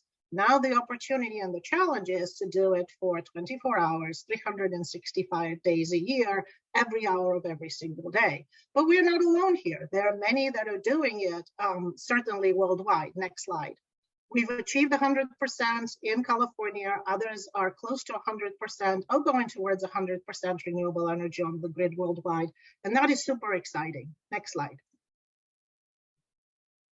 Going from the global to the local and the Western interconnect and how we are transitioning as the 5th largest economy in the world to 100% renewable energy of all sectors, and especially decarbonizing the grid that can then in turn decarbonize everything else, doesn't come without its challenges. We've got gas storage challenges, we've got CCA opportunities, regional collaboration that needs to be worked out, a lot of retirements, transmission and distribution system interface, which of course is critical for electric vehicles and all sorts of DG technologies as well, the 100% renewable energy goal, and all the other existing goals that we have. Next slide.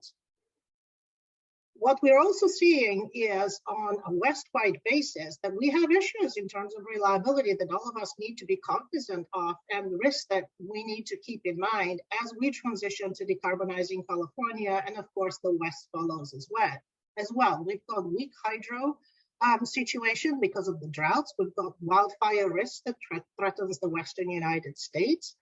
Capacity is stretched to a limit. The Southwest power pool output from thermal generators may be reduced to river water levels because they have low water levels in the rivers. And there's drought-related heat events in Texas and other places. So what we're seeing in California certainly is not an isolated event. And because we are building an interconnected West-wide grid and dependent on our neighbors for resources, we've got to be cognizant of the issues they're facing as well. Next slide. Climate change is real, and we see it every single day. The average annual maximum daily temperatures are increasing, wildfires are increasing, and every time we have a wildfire, we also have a situation of having to, for public safety, turn off power lines, which of course then affects customers as well. Next slide. It's very, very important to have a regulatory framework. Some of the previous speakers pointed it out as well. And again, in California, we are extremely lucky to have a plethora of regulations that govern our transition to 100% renewable energy goals. We've got the 100% renewable energy requirement for the grid. We also have a carbon reduction goal of reducing CO2 emissions to 80 levels below 1990 by 2050. This target pretty much means that the answer at the back of the book is decarbonize all sectors, including transportation, fuels, buildings, everything. And of course, we also have the requirement for no internal combustion engines and the programs that support electric vehicles. Next slide. For California, and specifically with emissions, to reduce our greenhouse gas, we need to decarbonize the transportation sector, as many of the speakers also pointed out previously. 43% of our emissions come from the transportation sector, and we are the ones that are investing most in electric vehicles. 90% of total US investment in clean transportation is in California. And of course, when I talk about electric vehicles, I also mean fuel cells, because hydrogen and fuel cell cars are also electric cars. Next slide. Going carbon-free doesn't necessarily mean that we can't be a leader and an economic leader. This is a slide that is extremely telling, because as our GDP has grown and our population has grown, our total greenhouse gas emissions and greenhouse gas emissions per capita and GDP have fallen in California. So being green and going green can actually be beneficial and economically beneficial. And investing in renewable energy and clean technologies doesn't mean that you lose your economic leadership. The very opposite, you maintain it and you continue to lead.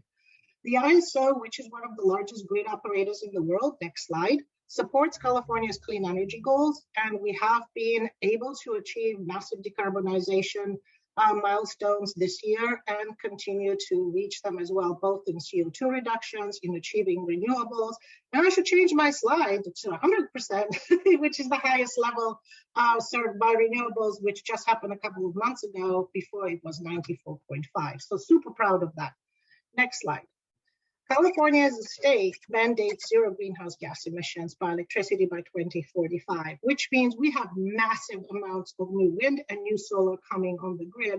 And of course, that poses opportunities for electric vehicles and other technologies as well to have access to low-cost renewable resources in the middle of the day. And we need to ensure that's when the charging takes place. So we're looking at 8,500 megawatts of new wind, 75,000 megawatts of new solar, 25,000 megawatts behind the meter solar, and 55,000 megawatts of new storage. And I have to say that in our interconnection queue, we have way above those amounts waiting to be interconnected. So we do not have a shortage of resources. In fact, there are plenty of renewable resources and storage resources waiting to be interconnected to California's grid. Next slide. And because we do need to look into a context of a Western mix, I thought it was important to also showcase But what we're seeing west-wide is a reduction in coal resources, possibly an increase in natural gas, a decrease in nuclear, massive increase in solar, wind, and hydro technologies, and some increase in other, which would include biomass as well as geothermal. So the clean resource mix is certainly the largest growing mix, and we're expecting that to happen west-wide as well, which means that the opportunities or the challenges, depending on how you look at them in California, are going to be something that the Western states have to deal with as well. Next slide. We are all planning to retire fossil resources, whether it's the ones through cooling plants in California or the coal plants west-wide. Those retirements are mostly fossil plants, which means that the renewable energy resources that, of course, are highly reliable but intermittent, the sun doesn't shine 24/7, wind doesn't blow 24/7, have to make up for the reduction in 24/7 fossil-based resources and thermal resources. Next slide. What we're also seeing is that we're going to have an over-reliance, and the over-reliance in California on solar is going to continue. 60% of resources coming on the grid are expected to be solar, which means we need more storage, and we need to pull all resources that are able to balance solar, short-term and long-term, onto the grid as fast as possible. Next slide. So the opportunities that we see on the grid that are extremely necessary for us, all of us know about the duck chart. We have overproduction of resources in the middle of the day. And we need to have more resources towards the end of the day to meet that peak demand and that overall capacity demand for the grid in California. So we're looking at these new resources coming online and experiencing some issues because of the supply chain. Some of the storage resources have not been able to come online as fast. Some of the tariff issues have slowed down solar programs as well. And we need to focus on how do we ensure that we get past the supply chain issues and bring manufacturing back to the United States so that we don't become vulnerable to resources being stranded either on ships or somewhere in another location, and we cannot get them where we need them installed and producing clean energy on the schedule that we need. Next slide. With overproduction in the middle of the day, we have a very interesting opportunity because sometimes we have to curtail energy that's clean energy because we just don't have enough capacity on the grid to take it. We have to give it to our other states for free. And in some instances, as embarrassing as it may be, we have to pay others to take our clean resources because we have such an overabundance. So having sinks in the middle of the day to be able to take that energy at a lower cost, which would mean charging in the middle of the day for vehicles and time of use, is extremely important for all of us. Next slide. And then, of course, that ramp at the end of the day is very, very important because we have about 18,000 megawatts of fast ramping 4-hour resources. And that is a storage and a fast ramping capability we need every single day for 4 hours at the end of the day. And that's where the grid is most vulnerable. The other challenge that doesn't happen as often but can is long-term storage. So how do we come with a solution for long-term storage, utility scale storage, and multi-day storage? Certainly electric vehicles may not be able to help with that, but they should be able to provide us that fast ramping. And of course, the 4-hour storage and access to it, if we can compensate and figure out a scheme where they can play into that marketplace and provide the services that the grid needs. Next slide. And decarbonizing the fuels at the end of the day. This is our end of the day when the solar is going down and we need resources such as imports from out of states to come in and supply the power that we need for those 4 hours at the end of every single day. That is where we crank up the fossil resources that we have, and those need to be decarbonized by 2040. So we need to collectively be looking at decarbonized fuels that are going to be able to provide a fuel that decarbonizes that stack at the end of the day. And of course, decarbonizes the imports that we have from out of state, supporting the grid when the sun goes down and use starts going up at the end of the day due to the duck curve. It's not, it's a challenge, but it's also a tremendous opportunity for new technologies to come in and supply the mix that we need to operate a reliable, resilient, decarbonized grid. Next slide. So what we've learned is that not one solution is the answer at the back of the book. We need a plethora of solutions. We need diversity in our resources. We need a lot of storage. We need demand response to be able to come in. Before, it used to be that load would follow that generation would follow load because as load grows, so generation would be ramped up with traditional fossil resources. Now that we have resources that are more intermittent, it should be load following generation and turning into 180 degrees. And that's where demand response comes in, and programs that allow the monetization of assets such as electric vehicles, storage behind the meter, and other customer-owned resources to participate in grid services. Time of use rates are important to send the signal. Renewable portfolio diversity is key. We need wind energy, we need offshore wind, we need geothermal. We need to be able to have more variety and not be as solar dependent as we are.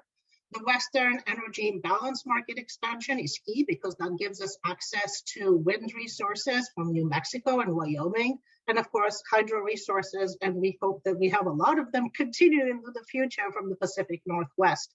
We need that regional coordination to have visibility into what the region needs as the whole region decarbonizes and where are the shortfalls so that we can collectively ensure we're operating a reliable grid.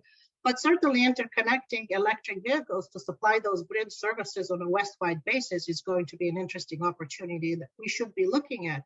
And we need flexible resources, that flexible ramping up and down in order to follow the generation of renewables is going to be extremely critical. So next slide. The future is digitized, decentralized, decarbonized, diversified, and highly democratized. It's decentralized with decentralized resources, decarbonized, of course, because that's a mandate. Diversified, hopefully we have a portfolio of local behind the meter resources as well as large scale resources interconnected with visibility west-wide. We need to have vertical integration on a geographic basis and horizontal integration all the way behind the customer meter. And highly democratized, anybody can participate into the energy future and of course bring in their resources and be compensated through programs that allow them to participate and determine their energy future. Next slide. And we have to do this because even though there are lots of people who want to go to Mars, we still haven't found the planet B that all of us can go to. So we've got to save this one and think of our kids and everyone else that has to deal and live with a future that is livable on this planet. So thank you very much. Super excited to be here and discuss the opportunities for electric vehicles to ensure that happy, healthy, sustainable future for all of us. Wonderful. Thank you so much, Angelina. You can stay on camera since you're going to be participating in the next roundtable panel discussion.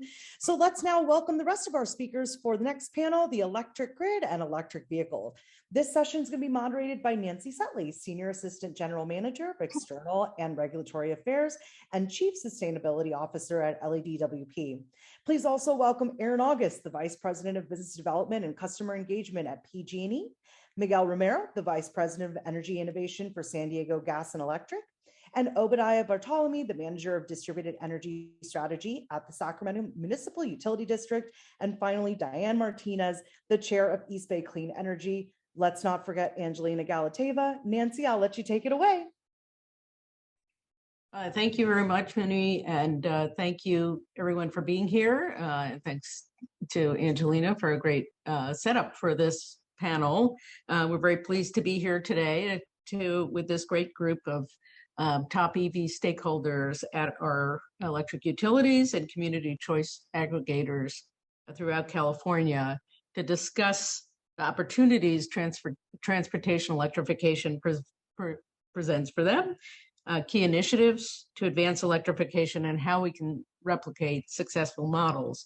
We'll also talk about some exciting technology advances and how we're preparing for the future. So let's get right into it. So utilities in California have been at the forefront of advancing electrification in the form of ZEV education, charging infrastructure, and EV rates. This is a panel with a lot of knowledge, and so we want to get into some specific questions about projects to share learning and the models that we could replicate. So let me start with you, Diane. Oh, there you are. Sorry, looking around my my screen here from East Bay Clean Energy, and thanks for being here. So East Bay Clean Energy offers customers a residential rate for EV drivers, providing a cost-effective way they can charge at home. So we're curious to know how have your customers responded to these programs, and how can they be scalable in the future where everyone in your territory is an EV driver? A great question. Thank you, Nancy. I just want to say I'm so happy to be here and really honored to be able to kick off this conversation in such esteemed company. But yeah, all of our base rate payers in our territory, they're getting a discount on rates otherwise available to them. Where we really think the impact is going to be made is hitting all of those folks who are in rental housing, in multifamily housing, in houses that they rent, which in where I live in Northern California in the East Bay, it's most of our electricity customers are in rentals or multifamily housing. And, you know, I was listening to some of the other forums earlier today, and folks were touching on equity and how do we move forward while including everyone in this green revolution. That's really at the core of how we're looking at our work at East Bay Community Energy. We are looking to partner with cities specifically in providing DC fast charging that will impact those people and those neighborhoods that might have been left behind in the first wave of people who are purchasing EVs. We want to make sure that everyone has an opportunity to charge quickly, effectively, and cheaply. So I just want to touch on one other thing. You know, we're, like I said, we're partnering with local cities. You know, cities and counties, they own a ton of parking lots. Why shouldn't those also be DC fast chargers at the same time? If that's how we're going to use the land, why don't we really put it to work for folks in a way that's going to help them make that choice about what vehicle that they're going to drive? But the other issue I wanted to bring up is marketing. How do we make sure that they know that they're not only doing right by the environment, but that they're getting a savings by that? And I think it's becoming clearer and clearer with world events and the price of fueling up an internal combustion engine. People are getting a taste of that, but if we can get those signs up at our DC fast chargers that show the equivalent of what people would be getting for a full tank of gasoline versus a full charge on their EV, I think that's when we're really going to start to break through with hearts and minds and get people on board, seeing that their friends and neighbors all have this opportunity to live better, faster, cheaper, greener, and get all of those benefits of driving an EV. Well, thank you. And I think your point about cities and counties, we've tried to do that here in LA with our streetlights and also some of our city facilities, including the LA Zoo, which is a popular place to charge your EV. And you can see some animals too while you're at it. Hey, great. Well, thank you. Let me turn to you, Aaron, and PG&E. I think a lot of utilities in California have incentive programs around installing EV chargers. I know PG&E has its EV charge program well underway to help build out the public charging infrastructure. Can you share some program successes or any particular projects funded by this program? And is there a saturation point where utilities should stop investing in EV charging? Thanks, Nancy. Appreciate the time. I just want to check my comp. Can you hear me okay? Great. Awesome. Well, again, appreciate the time. It's a wonderful two-part question there. I let me just do a quick flyover of our Charge Network program in general, which launched in 2018. It was focused on level 2 charging at multifamily housing sites and workplaces. So to Diane's earlier comments, you know, the MFH sector is a particularly sensitive and an important target population. From a pure results standpoint, the program was certainly a success. We had over 4,800 level 2 charging ports installed across 192 sites. And in fact, our last project finished last September. And we did all this while staying below our program of authorized budget, which again is another plus. And while those kind of back of the baseball card statistics are great, I think that the bigger wins are in two of the most critical places of the EV ecosystem that we're all going to be a part of. The first one is around equitable access to EVs. So of those 4,800 ports that I've mentioned, 39% of them were located in disadvantaged communities, against a program goal of 15%. So again, more than double what we were wanting to drive, and it underscores the importance of this sector. When you look deeper into the data, 100% of the viable multifamily home sites in our disadvantaged communities, who again are traditionally underserved, lack access to capital, they need help. They requested the utility ownership option, which meant that PG&E would own and install the behind-the-meter infrastructure and charger. And so this offered a turnkey solution to this critical customer sector, and really, again, in support of increasing equitable EV charger deployment. So again, that's kind of win number one, or success one.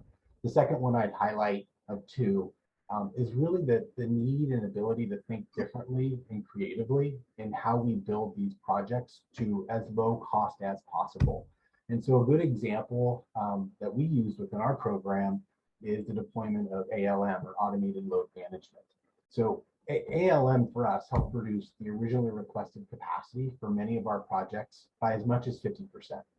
And really what this means is, so when you look at an infrastructure project, it would have been too costly and too expensive for a customer, whether it was in a disadvantaged community or a workplace that's seeking support, wouldn't have been able to pencil out. And so when you think about the transformer, the meter, the distribution panel, all the different elements that you might have to switch out in order to make that project go, ALM helped really address some of those. I think, and again, back to Diane's earlier comment on just more urban dense areas, there's some sites that would not have been feasible at all without load management due to just the physical constraints of the site. So they didn't have the space to house a larger transformer or distribution panel. And so again, ALM helped make projects reality in those different difficult locations and conditions. And so I think for a utility, it's really a two-parter of the success story. It's enabling equitable EV adoption, and then really getting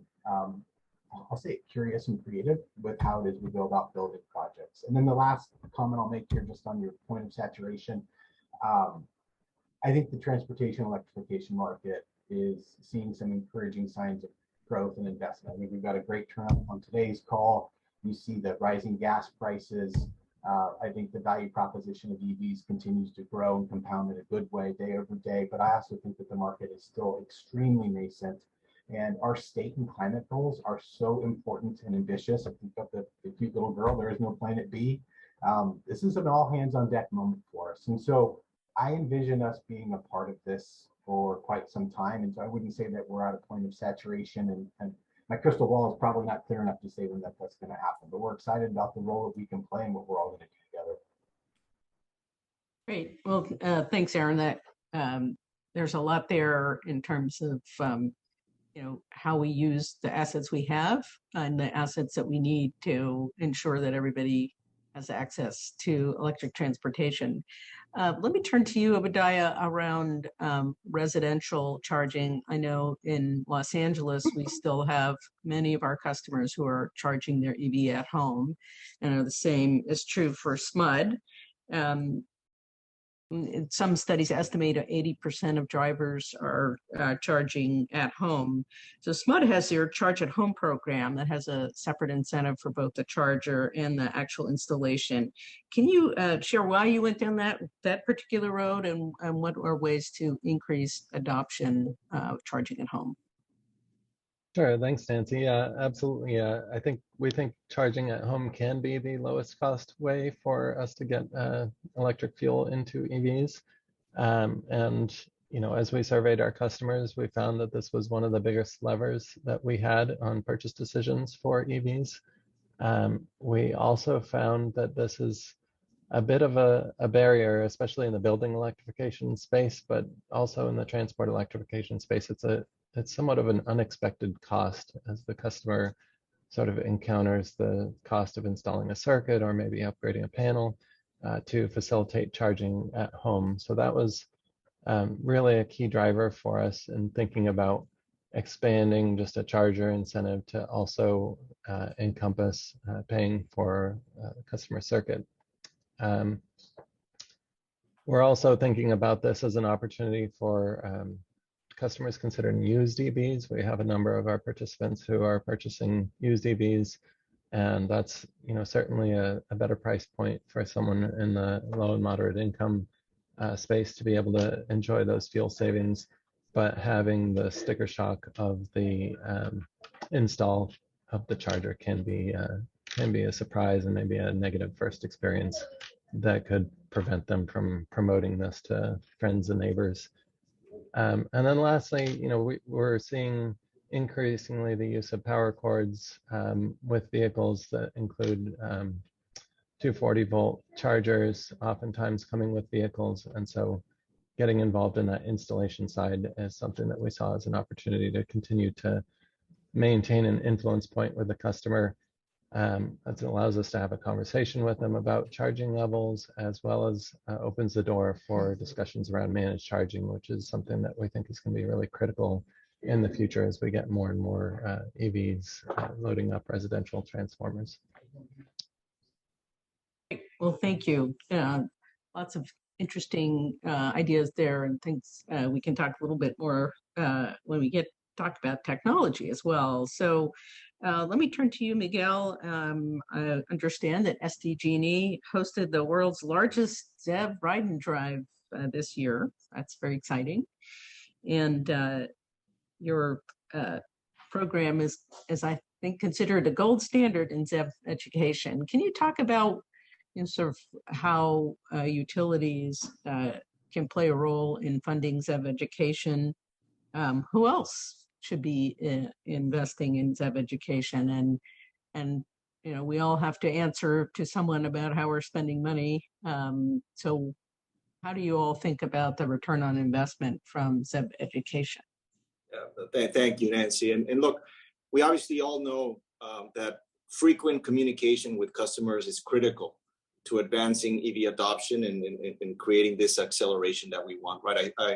We believe that our regulators, the Public Utilities Commission, was very visionary early on in utilizing the utilities to further enable, right? I mean, obviously we know there's multiple interests, multiple stakeholders, and in the early stages, we necessarily couldn't just bet on the vehicle OEMs to spread the word, right? Obviously they had competing vehicles.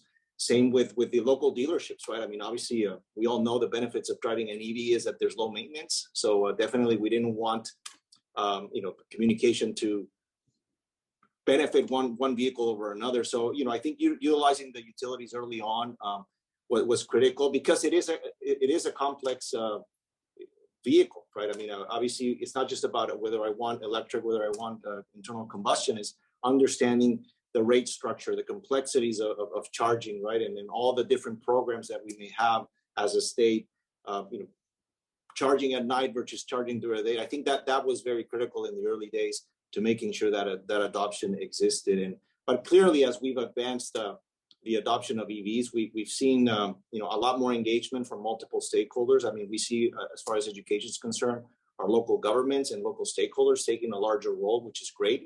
That has led to us collaborating further with these stakeholders. We're very proud also of a collaborative here in our region called Accelerate to Zero, where we're working with local government and local stakeholders to understand the gaps within our region to further deploy EVs and then translate also that into education to our customers so we can see that growth, right? We're now trying to move. I agree with Aaron, right? We're still in the early stages, but as we are still in the early stages with just regular users, we're also trying to move to fleet adoption, and that's a lot more complex.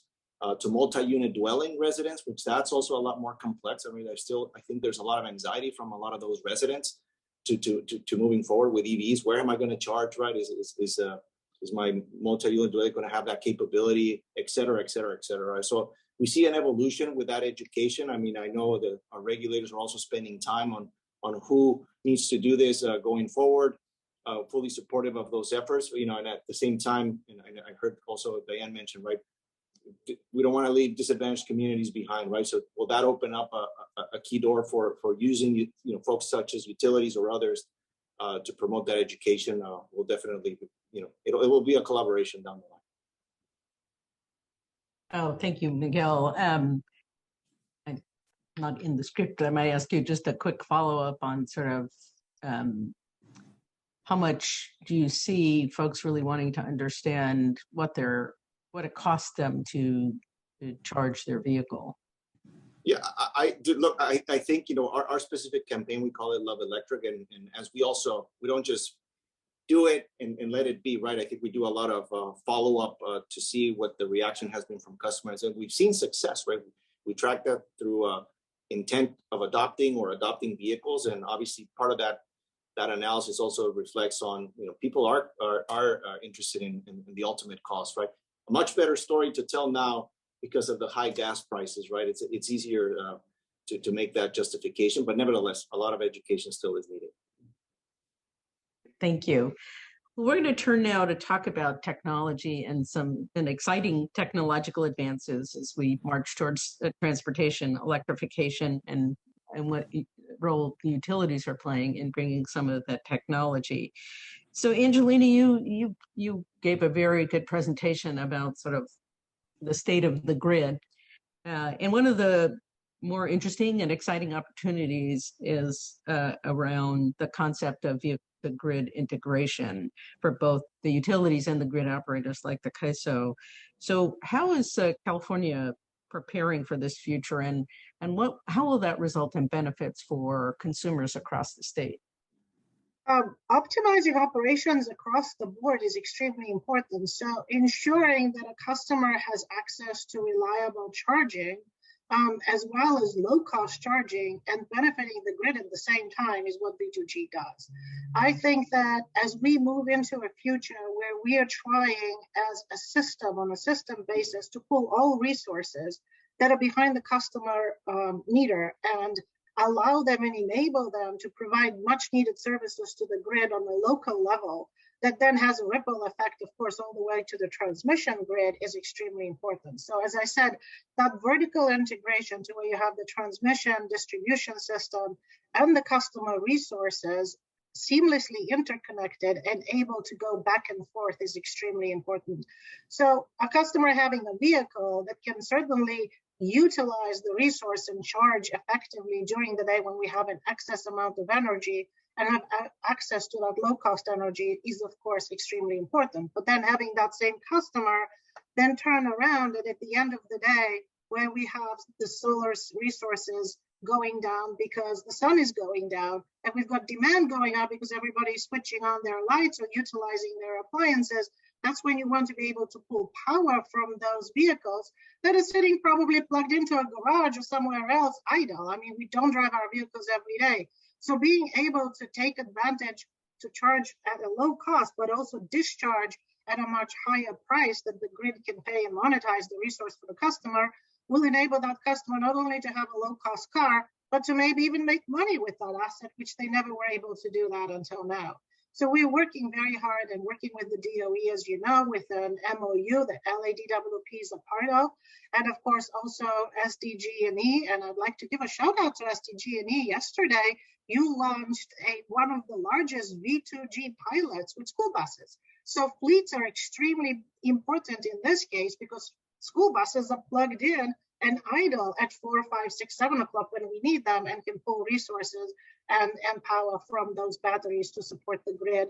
And of course, provide resilience and reliability should we have an earthquake or some other event that puts the grid down, and that allows for the community to have access to additional resources. So there are so many benefits with V2G in terms of grid operations, and optimizing that use is extremely critical. In my personal opinion, unidirectional vehicles and unidirectional chargers are going to become obsolete just because customers and the grid needs and the optimization is going to require that flexibility.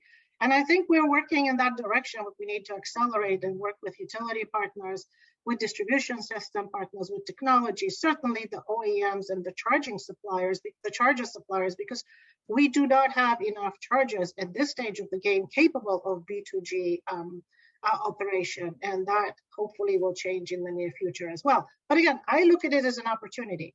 This is something that will unleash ingenuity and allow new technologies to provide resources to the grid from the electric transportation sector, which hasn't happened until now, and it's going to be a very welcome opportunity.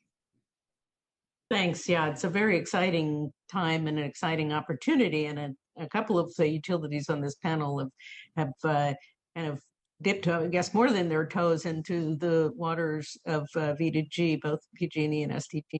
So maybe since you set it up so nicely, Angelina, will start with Miguel to talk a little bit about this school bus program and this pilot that you're doing with the Cajon Valley Union School District.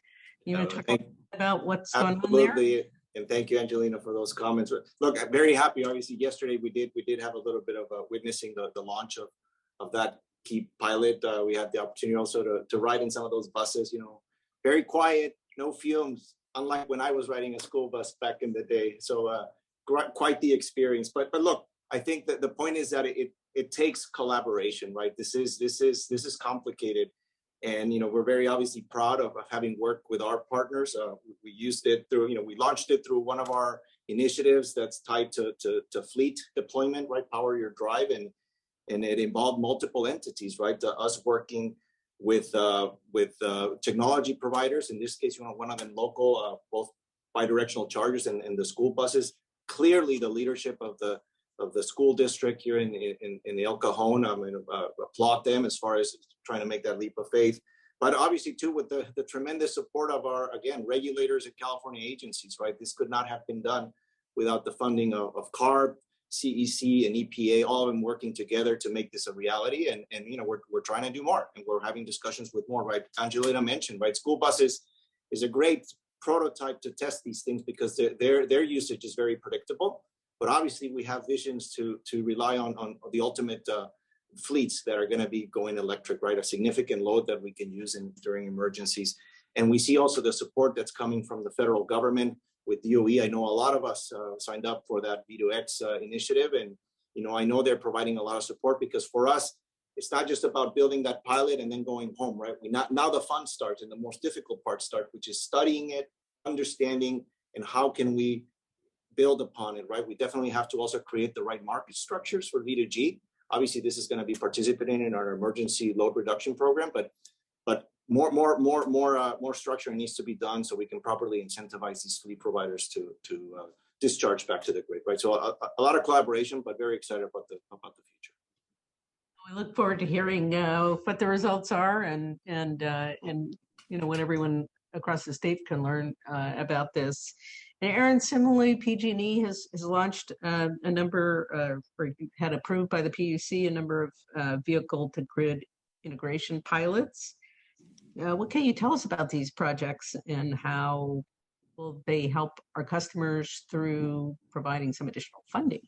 Yeah, I am super excited about this topic, and I would just say plus one to a lot of what Miguel just said. I think we are really sitting at the beginning of the golden age of energy innovation. I mean, the value proposition of EV ownership is, gosh, I would say for the next decade, is going to just off the charts growth here. Yet we still have a huge mission and role to play here.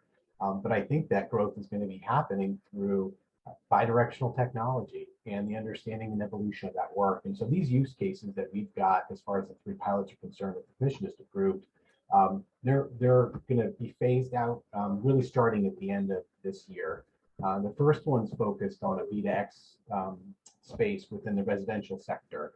And so that's the evaluation of light duty electric vehicles for grid services, for backup power, for bill management, for real-time energy participation, and then also looking at renewables integration. And for customers that have solar, we're fortunate enough to have so many customers that have solar, that there's this modular world of energy that we're about to tap into. And so that pilot, so V2X residential, is going to be for about 1,000 residential customers. The second is the commercial sector, similar to residential.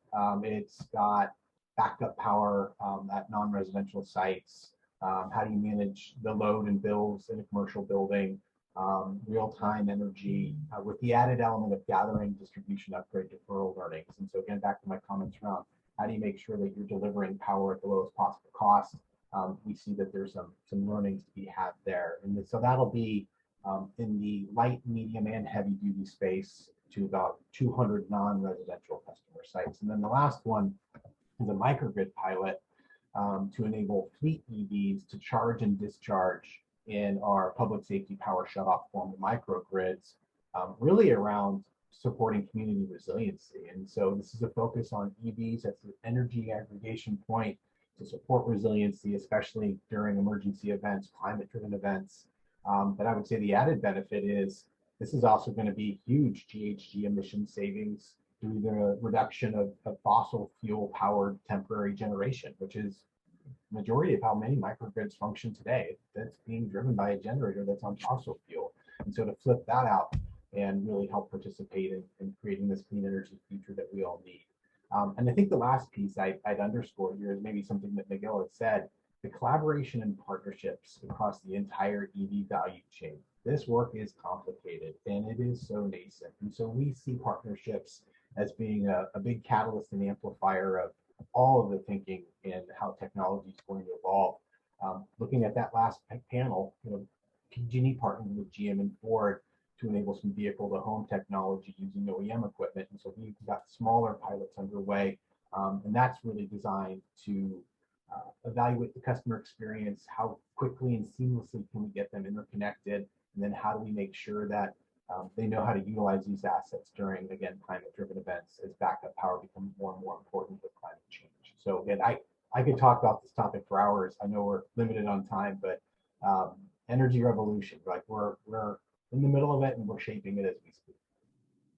Thanks. Obadiah, did you want to add something here? Sorry, you're. It's actually a stray errant hand. An errant hand. I'm super excited about V2G as well here. I'll just add that, when we look out to our zero carbon goals for 2030, V2G and V1G represent a huge amount of flexibility and virtual power plant potential for addressing that as a hugely movable load and could play even in some of the long duration storage space just based on the amount of flexibility we believe is there. Thanks. Thank you. So we're unfortunately quickly approaching time. Before I get to sort of the last kind of roundup question here, I mean, we've been talking a lot about light duty, although we got a little bit into fleets and heavy duty, talking about the school bus V2G pilot. But if anybody wants to kind of jump in on how utilities can prepare for the medium and heavy duty charging, and how can we leverage the investments we're making on the light duty side. I think this is a challenge we're all trying to figure out with our fleets, with transit and other fleets, as well as a lot of things that are coming, delivery vans and things like that. So I don't know, Obadiah, it looks like you want to jump in on this? Sure, yeah, I'll offer up. I thought of two areas. I think there are an opportunity around. One of those is combining investment in workplace charging as well as fleets.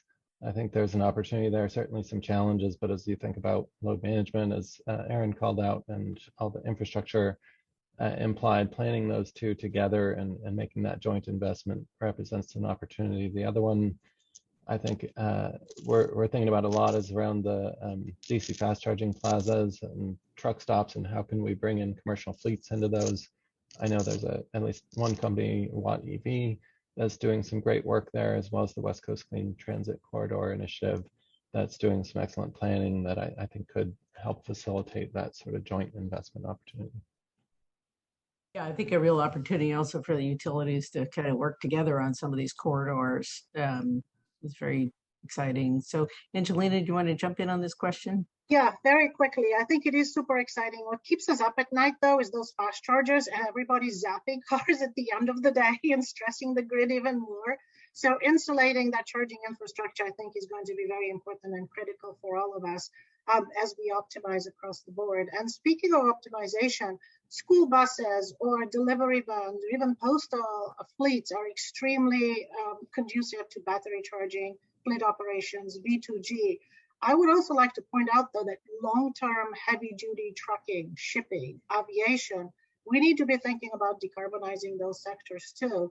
and coupling that with the initiatives for decarbonizing fuels, whether it's electrolytic clean hydrogen, whether it's other fuels that we are going to need. And because we're going to make those fuels hopefully with renewables, powered electrolyzers will be powered by renewable technologies, that we are going to have another resource of fuel, which is a liquid fuel or a gaseous fuel, but in any case, a fuel to diversify not only generation, but also the transportation sector to utilize batteries as well as fuel cell vehicles in order to be able to have that resiliency and reliability, and also optimize the fuel decarbonization that I pointed out at the end of the day, where we're reliant on peaking power plants right now running on gas. Let's figure out how we decarbonize those gas resources with a fuel that's carbon-free and renewable space, and also benefit the heavy-duty transportation sector. So I know we're all looking at it. I know the DWP is also looking at decarbonizing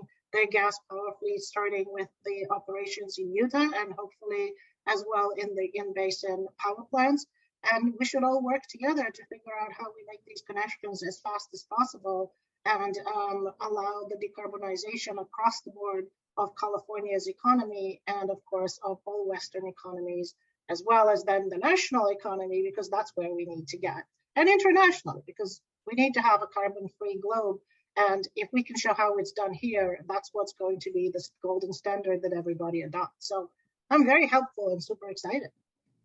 Yeah, thanks. And I, for here in Los Angeles, it will also give us the opportunity to finally conquer our smog problem if we get the heavy duty sector cleaned up. So Aaron, a last thought on this, and we'll move to the last question. Yeah, and I'll be super brief. I'll just say that this is a little bit of skating to where we think the puck is going to be. And we've traditionally been reacting to where the puck is when you think about upgrades to substations and distribution infrastructure investments. And so there's some legacy thinking and I think some legacy policies that need to be changed that allow proactive upgrades to some of this infrastructure that'll allow us to go from waiting for a project need or develop from a consumer or customer and then build it to we have it there and it's ready and let's turn this thing on. So just a short plug to say, I think proactive upgrades to how we think about infrastructure investments, I think is going to be needed as well. Because we're going to have to, again, begin to skate to where we think the puck is going to be, not where it is, because this is fast moving ice we're on right now. Yeah, and a lot of the utility infrastructure in California is, was built in the 50s and the 60s as California was growing very quickly, and we've got to make sure it meets our future needs. Thank you. So as we wrap up in the last few minutes, and we want to, it's a big shift for all of us in the utility world as we try to prepare for this exciting future. So we're going to ask all of you in just a minute or two to talk about what you see as the most significant opportunity in your organization when it comes to electrification, and what you're most excited about that your organization is working. Start with you, Diane. Oh, thank you so much, Nancy. Great talk today, by the way, everyone. I'm just we've got our hands in everything at East Bay Community Energy, but I will pound home that we are focused right now on DC fast charging. And I just want to acknowledge what Angelina had said about the demand going up after work hours, that between 4 and 9. And one way that we're looking at that is for these DC fast chargers, we could charge a premium for that time of use time. And I think that's going to come naturally for those of us who are investing in those type of public charging operations, because we do want to get people to mode shift and train themselves to charge during the day when the sun is in the sky. Thank you, Diana. How about you, Miguel? Look, I think it's back to planning transmission and distribution investments for the future. I think there's just a great opportunity to figure out how to best leverage what we already have and how to best optimize what we already have. I mean, very analogous to what I see I came from the supply side of the business, right? And we built a lot of transmission to support a lot of solar in the old days. Now we're building a lot of energy storage, which may fit in that same transmission that we have today as we change these resource adequacy rules. Again, a great example of how we're trying to leverage that. I see the same thing, as we understand and see how electric vehicles behave, a great opportunity to optimize the grid, right? So we can make things more affordable. So excited for that. Great. Obadiah from SMUD. Sure, thanks. Yeah, I think building off of that and the residential charging discussion we just had, as we're seeing these Ford F-150s coming onto our system, I think there's a lot of focus on how managed charging can help keep those costs down, avoid transformer overloads. We're launching a pilot with OVGIP in about 2 weeks to do just that and manage multiple EVs on a transformer and make sure we can kind of feather those in during the low load hours. I think that's going to be tremendous for helping keep costs down, keep reliability up for our grid. Thank you. And Aaron, we got Aaron, and I'm going to give the last word to Angelina, but Aaron, and then I see Mooney is staring at me. So I'll be quick, and I'll just say I think instead of one, it's a 1-2 punch. I think we got to think about this in combination. So one, and again, I feel like I'm following Miguel a couple of times now, continuing to drive grid readiness and proactively building capacity to accommodate and inspire EV demand. And then I think the second one is really being tenacious in how we enable EV technology within industry innovators and those outside of the energy space to really partner and build a future that I think is, again, it's one of the most game-changing times in this industry that we will see. And so it is an all of us moment. And so I think partnering, again, to be tenacious and making it work for everyone is going to be critically important. I think the harnessing innovation across a bunch of different industries is a really interesting, exciting, and well, it should be a wild ride. So I'll give you the last word, Angelina.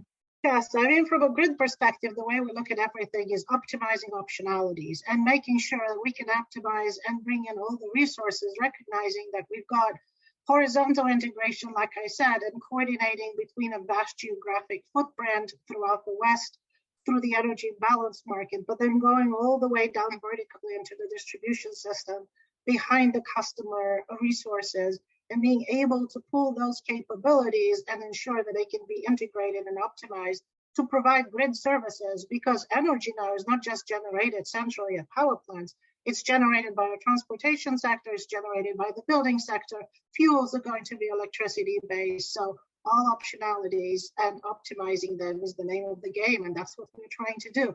Anticipate what the need is, and hopefully we're prepared to meet it. Great, thank you. And I hope for the audience, this gives you a little bit of a taste of what's going on across California.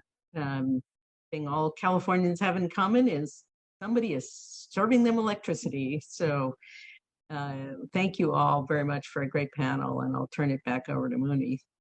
Wonderful. Thank you, Nancy. And thank you to all of our panelists. To the audience, we're going to take another quick short break. Don't go too far. We're going to be back at 12:35 on the dot. Thanks. See you soon. Welcome back, everybody. I hope you were able to get something to eat in the 7 minutes that we gave you today. The next roundtable we have up is called Shared Transportation, Technology, Apps, and Charging. I'd like to welcome the speakers and moderator for this panel. Our moderator is Dr. Shelley Francis, the founder of EV Noir. We have on the panel Adam Gromis, Public Policy Manager of Sustainability and Environmental Impact at Uber, John Walker, the Sustainability Manager at Lyft, and Phil Pierce, Senior Manager of Public Policy and Safety Strategy at Zoox. Shelley, I'm passing it over to you. All right, thank you so much. It's so wonderful to be here with everyone this afternoon. And this has been a great program so far. So let's go ahead and dive into our rideshare electrification panel. So just to level set our conversation today, because we're all coming from different backgrounds and experiences. In the past decade, the way people have transported and moved themselves around from point A to B has significantly changed with the advent of rideshare. In fact, a 2019 study demonstrated that rideshare services have added an estimated close to 6 billion miles, and that's billion with a B, folks, of driving annually, accounting for miles traveled by TNCs.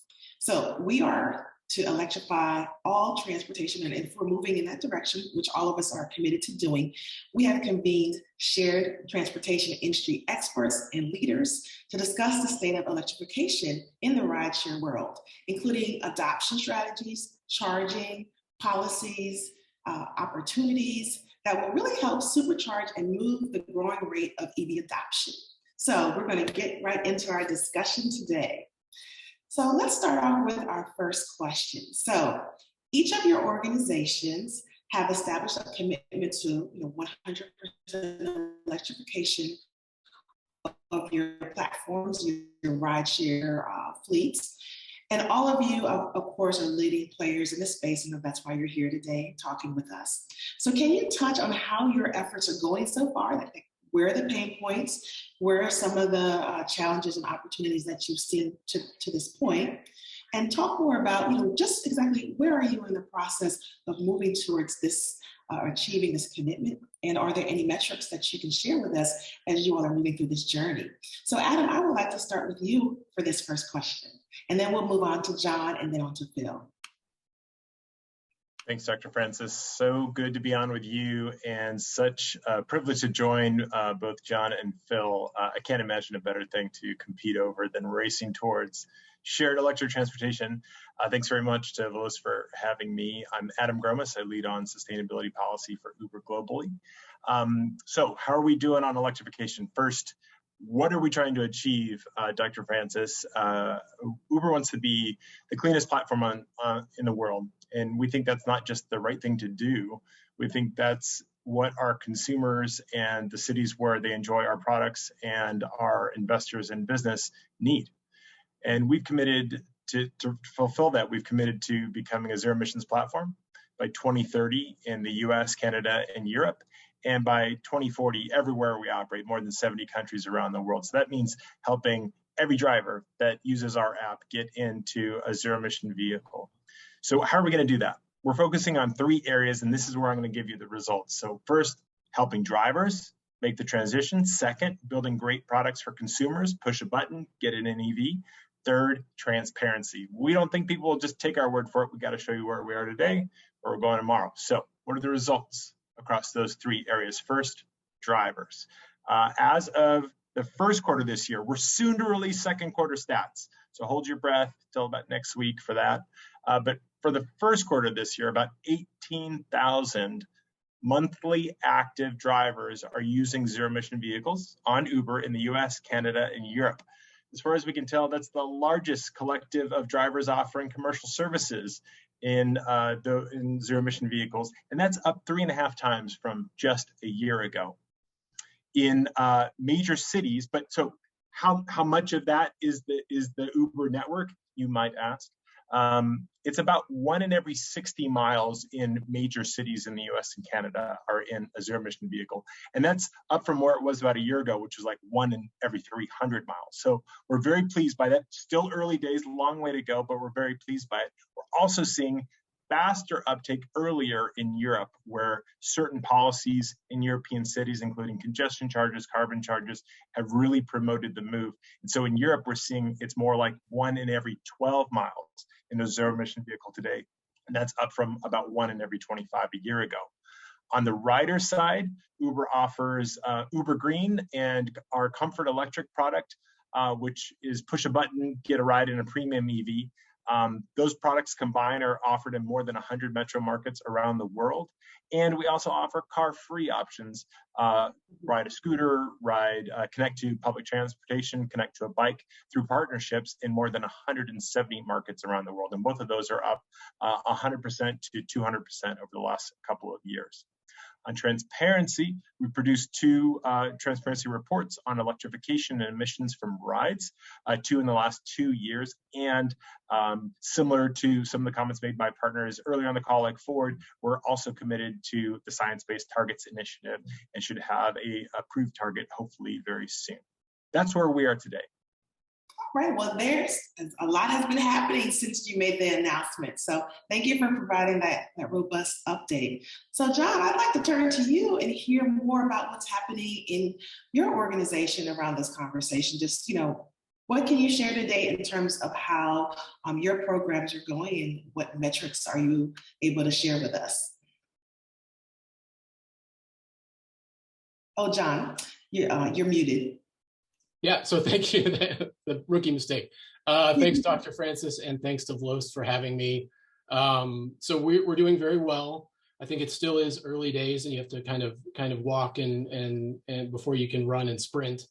But we kind of think of it in two different ways. We have a rental program that's doing very well. We rent electric vehicles in several major markets in the United States. We have hundreds of electric vehicles for rent in Colorado and now California, as well as electric vehicles for rent in Washington State and now DC and Baltimore.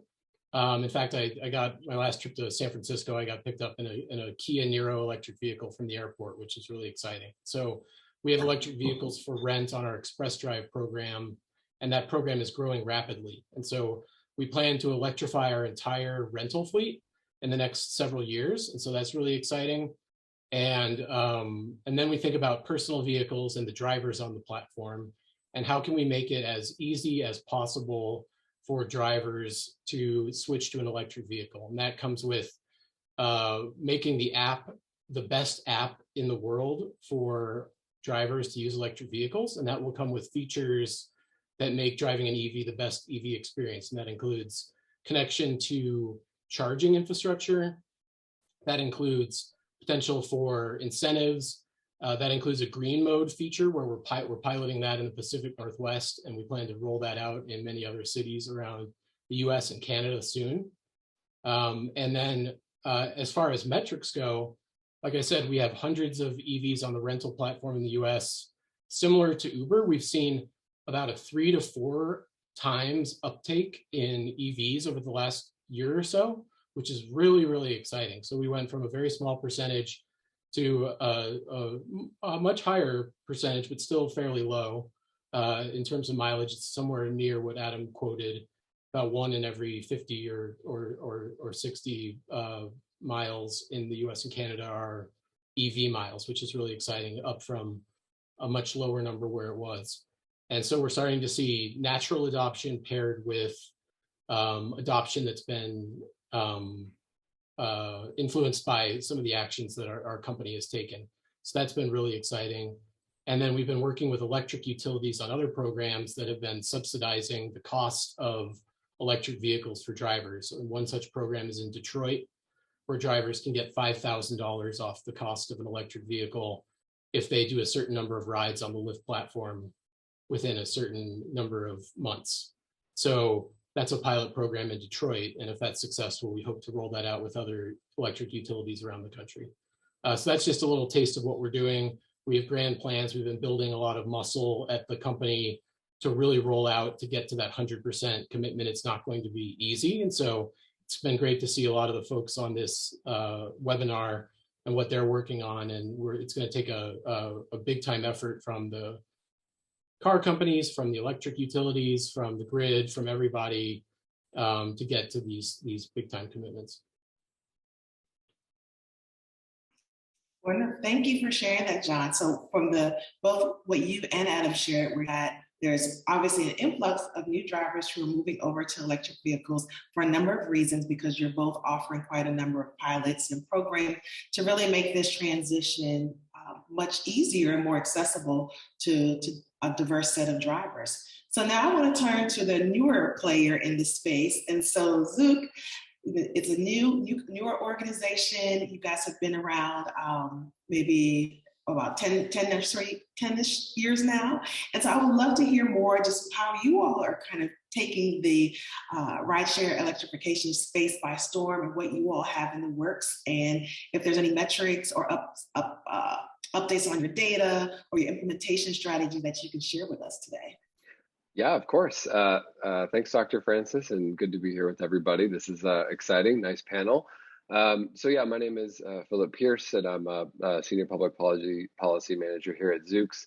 If you don't know about Zoox, we are, you were close, we're 8 years old. We actually celebrate our 8th birthday on Friday, which is very exciting.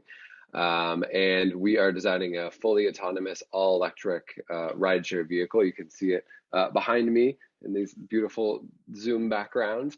But what's exciting about this is that we are building a fleet of these vehicles, so not for personal ownership, and then we will operate like a rideshare service. However, with no driver, we will operate everything from the fleet to the driving sim itself, the app, and we also produce and design and build the vehicles all ourselves here in California. So in terms of sort of the electrification piece of it, all of the vehicles will be electric. I can share more about that, I think, later. But we also intend to charge with clean energy. So we are right now, as we start to look at what markets we plan to launch in first, we are working and talking to utility providers to figure out how we can get the cleanest mix and also what we can do to help them clean up their grid or find more access to it if we can be a partner in any way. And then when it comes to our actual vehicle and milestones, we actually are very excited. Just a couple weeks ago, we were able to announce that we are fully self-certified at the federal level for this vehicle with the Federal Motor Vehicle Safety Standards. Sorry, I always mess that one up. That's a big deal. It's the first time any purpose-built, ground-up autonomous vehicle has been certified to those standards. We didn't ask for any exemptions through NHTSA, and we're very excited to show and prove all of the wonderful safety mechanisms that are built into the vehicle that include over 100 safety innovations that make it so it is a vehicle that all 4 seats will have equivalent of a 5-star safety rating. We have a really novel airbag design and a lot of great things that are built in to make it so we think it's going to be an awesome and safe experience for everyone that needs to get around cities. Phil, this is really exciting in terms of just thinking about when you think about access to different communities, mobility access for folks who may not be able to drive a car for a number of different reasons. So this type of technology is really going to be quite impactful and critical to really making, as we say, electrification accessible to all communities. So really fascinating work that you all are doing. I want to just stay with you for a moment and talk more about what your organization is envisioning in terms of that autonomous driving experience, which is very different from the here at Lyft and at Uber. And so can you talk a bit about what's the most critical barrier that you see to overcome, just bringing vehicles to market? So, for example, obviously, what's the option of AVs and the technology? Because it's obviously a frontier technology. It's new to folks. It may be a little scary, but it's also very exciting at the same time. So, what are the biggest challenges that you see or that you're currently facing to get these vehicles on the road? Yeah, thanks for that question. So, I think it's a couple of different things. Certainly there's the regulatory environment. So if we think about the fact that I just mentioned, we have the federal ability to drive on public roads in the US, thanks to the self-certification process. That is not the same for autonomous vehicles when it comes to states. In fact, it's a little bit of a patchwork, and each state has a different system for how they move autonomous vehicles from the testing phase into deployment and into charging for rides. Some of those states have a really clear and thoughtful and good process, which is great. Some states have not quite gotten there yet or haven't been spurred to do so. And so there's a little bit of I think a challenge there, but also an opportunity to think about, as these systems come online and get built, how do we want them to operate? How do we want them to show up in our cities and in our states? And how can these things be seen as safe by other folks too, right? They think they want to know that there's some kind of process to go through that they say, oh, this new technology, this new fancy thing, but also we know that it's gone through the proper steps and has proved itself to be great. I think one other interesting thing to point out, just in terms of charging infrastructure or about how these vehicles will operate, we're really excited that since we built this from the ground up, we built into it the the idea of thinking this should be able to do a full day's work, a full cycle. And whenever people think about electric vehicles, they often think about range, right? That's a big metric that especially consumers think about, and we think about range anxiety. One thing that we're excited about is we don't talk about range, we talk about doing a full day cycle. And that could mean that some vehicles are charging while others are out when we have our peaks and our troughs. But it also means that it can do that whole cycle without having to come in multiple times during the day. A lot of retrofit vehicles, we estimate they would have to be charged multiple times a day. And that's in part because there's so much compute on board that is like all the sensors that are perceiving the world, all the things that are planning for where the vehicle should go, as well as actually the propulsion and moving it forward. It's just so much more. And so it uses up a lot of that battery just planning and figuring out how to drive. It's almost a 50-50 split, actually, thinking and actually moving. And so we have two huge batteries in our vehicle that make it so we can just charge when the time is right, but also have flexibility within our fleet that we're not constantly having to make these trips back to figure out when and how to charge. And we think that also could eventually decrease a lot of congestion that we might see in places too. So we're very excited about that. That's very exciting. And I know one of the audience member questions is probably like, how can we engage with these vehicles? Where and when can we see them and really kind of touch, feel, and experience the technology? Yes, the $1 million question. Absolutely. So, I think we're hoping for some pretty exciting announcements soon in terms of how this vehicle is operating on the streets. I will say we are testing and driving our software in retrofit Toyota Highlander vehicles right now, currently in San Francisco, in Seattle, around the Bay Area, and also in Las Vegas. So the same actual self-driving ability is going on right now, and it's happening across the U.S. with more cities to come.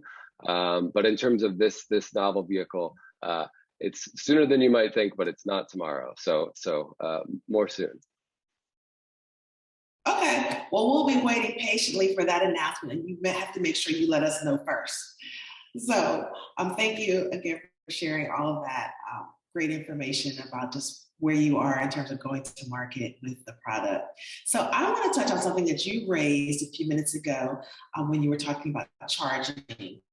And so that is one of, usually when you start talking about electrification and clean transportation and buying an EV or being an EV owner or enthusiast, when you talk to people, that's one of the first questions that they ask you about. One is cost, charging. And so let's talk a little bit about charging infrastructure. And so in thinking about overcoming charging as a barrier, what should we be doing? So Adam, I'll go to you first. So in terms of just thinking about for rideshare drivers, where is charging most needed? Like, where are they telling you that they need access to charging? Are there specific areas or markets where the charging infrastructure, we call it charging deserts. So are there specific markets or areas where you think the public and the private sector need to invest more or collaborate more closely to really make sure that they're providing adequate charging infrastructure? Thanks, Dr. Francis, and it's such a good question. When we did a survey last fall of 16,000 drivers who use our app in the U.S., Canada, and Europe, and we asked them, what's keeping you from getting into an EV? Because we got some big goals in mind. And the second greatest barrier, second most frequently cited barrier was charging. Curiosity about charging. Where is the charging? What do I plug in? What do I use? How much time will it take me to charge? And how long will that keep me away from offering revenue service? Big concern for nearly half of drivers or so. And second only to cost as the number one barrier. So this is a big question. And we were really pleased earlier this year when Secretary Pete Buttigieg asked the same question and put it out to the market through an FHWA RFI. They said, hey, does anybody have any ideas on how to spend these $7.5 billion? And we raised our hand along with a number of other businesses and said, we've got some ideas for you, Secretary Buttigieg. So if you care about emissions reduction, and if you care about equity outcomes, in our view, it's really important to keep commercial and high mileage drivers in mind as you build out EV infrastructure. And that's not just ride-hail drivers. That also includes taxi drivers. That includes fleet drivers. That includes low-income workers who drive longer distances to work. That group is a small but mighty segment of the overall driving population. And they represent an opportunity for outsized benefits. And what do I mean by that? So just taking ride-hail as an example, don't just take our word for it. If you look at research from UC Davis, from others, when we help a ride-hail driver switch to an EV from an ICE vehicle, 3 to 4 times the emissions benefits can be realized versus an average member of the driving public. That's a big deal. And that's, because drivers who are driving a lot commercially, trying to earn money from it, tend to drive a little bit more. So there's a bigger opportunity. They also, drivers in this segment, not just ride-hail, but all these other commercial and high mileage segments, are overrepresented by lower income households, by social and economic justice communities. So there's a big opportunity if we can keep them in mind as we put together these policies, including EV charging. So what does it take? What does it look like for instance, EV infrastructure that supports working ride-hail drivers? Simply put, we need charging where drivers work and where they live. That means fast charging in downtown areas, urban areas, particularly high traffic urban areas like multimodal centers, airports, big train stations, things like that. And it means slow or overnight charging solutions near in high density areas where lots of working people live, where there's more representation by renter populations and things like that. Cities are where VMT occurs. And I love the idea of a transcontinental coast-to-coast EV charging network. That's great. But while you're building it, don't forget where people live and where most miles and emissions happen and where they matter most in cities. And you might be thinking, okay, $5 billion for the NEVI funds, that's designed for highways, right? Well, for better or for worse, in the last 70 years, not every urban planner followed the guidance of a number of luminaries that said, don't build freeways through cities. And they're there. And if you look at where the alternative fuel corridors are, particularly in West Coast cities and in a number of East Coast cities, they're still running through urban areas. And you got within a mile of that to spend that money. So what we've started to do is leverage some of our data, and we have new insight tools that convert miles that we see on our platform into prospective kilowatt hour demand in space and time. And we're sharing those insights with our EV charging partners. And we've started to open up access to government agencies who are going to spend unprecedented amounts of money on EV charging. We want to make sure that those dollars go to the highest and best use and where the miles will most be needed and most be converted into both emissions benefits and equity benefits.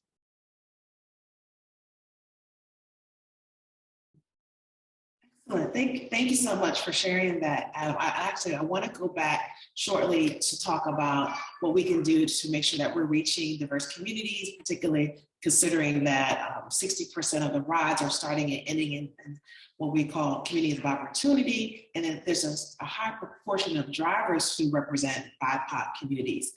But I do want to pose the same question or a similar question to both John and to Phil. John, in terms of thinking about charging infrastructure, what's the right type of charging for drivers? Is it the fast chargers in the plaza, like a charging hub, or is it home charging, so providing drivers access to charging at home?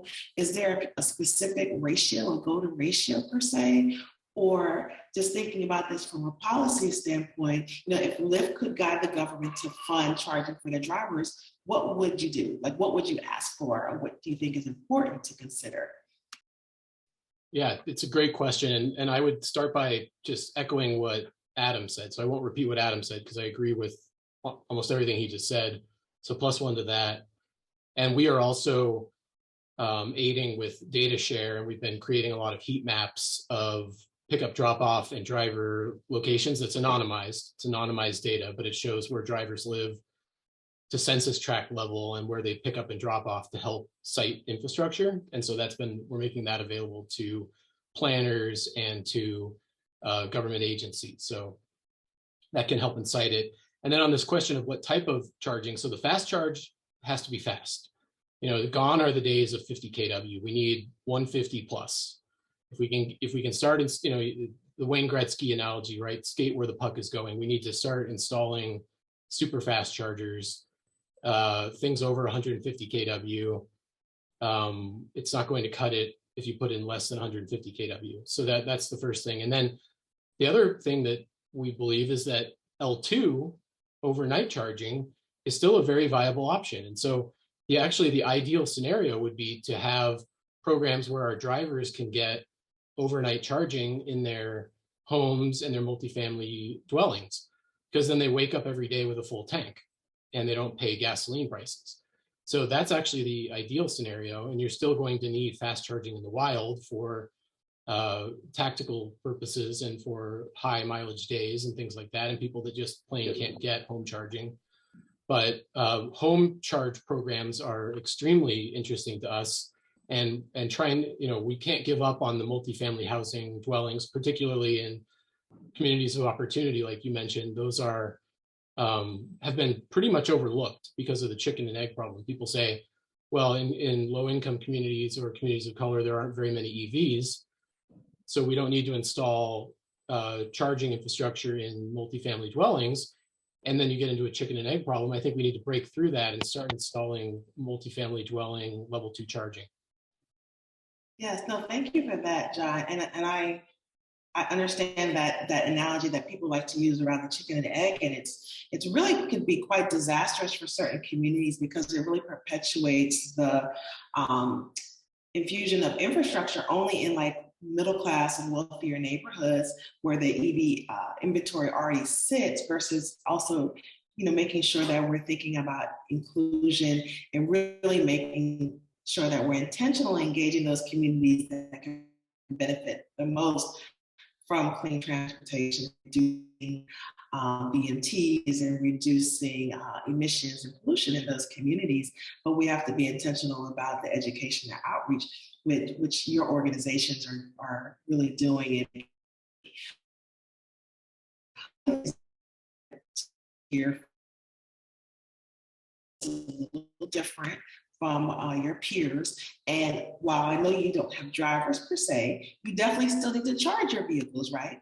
And so I just want to know, hear a little bit more before we pivot to talking about what we can do to make this conversation much more inclusive to the drivers. I want to make sure we touch on that before we wrap today. But I do want to have a better understanding, want the audience to have a better understanding of how Zoox is envisioning charging on your routes. And are there opportunities for charging spur vehicles sharing as opposed to single occupancy vehicles? What are your thoughts on that? Yeah, it's a good question, and thanks for that. I know I touched on it a little bit in the previous answer, talking about how, before we get to charging, we think about the design of our vehicle and the fact that we want to have to charge as infrequently as possible, both in terms of the fact that means we can't charge for a ride if the vehicle is charging, but also in terms of having less trips back to a facility where a vehicle needs to charge and less downtime, in general. So I think that's a positive thing that sets us off on a good foot. I think on top of that, we're going to need, for vehicles and fleets of this size, you need a pretty substantial investment, and you need to have a pretty considered effort to get power to those locations.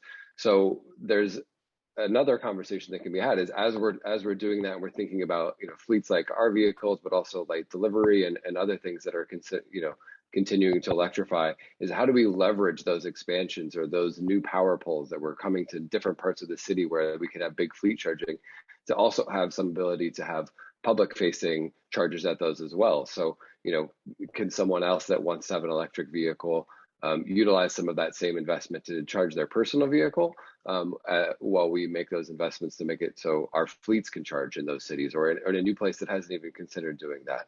So I think that's one piece. Another piece that I think we all three of the companies electrifying adds to this is that, it can be expensive to invest and buy a new personal vehicle and buy a new personal electric vehicle for a lot of people. And then on top of that, most vehicles sit unused, 94 to 96% of the time. When we have electric fleets like ours, or as Uber and Lyft become those, as those replace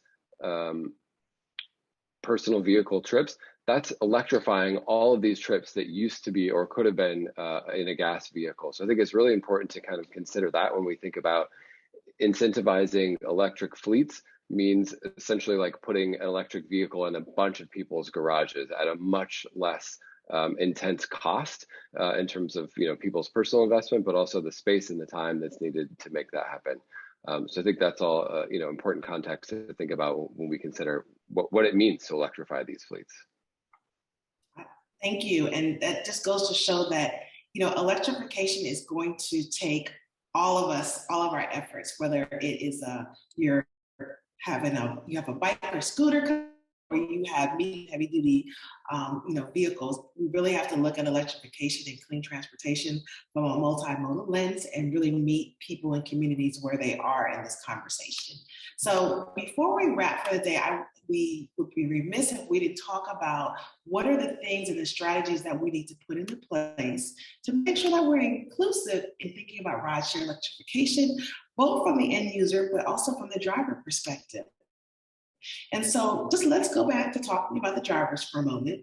So EV ownership, as we know, is disproportionately concentrated in higher income households and communities. And so we touched on this a little while ago.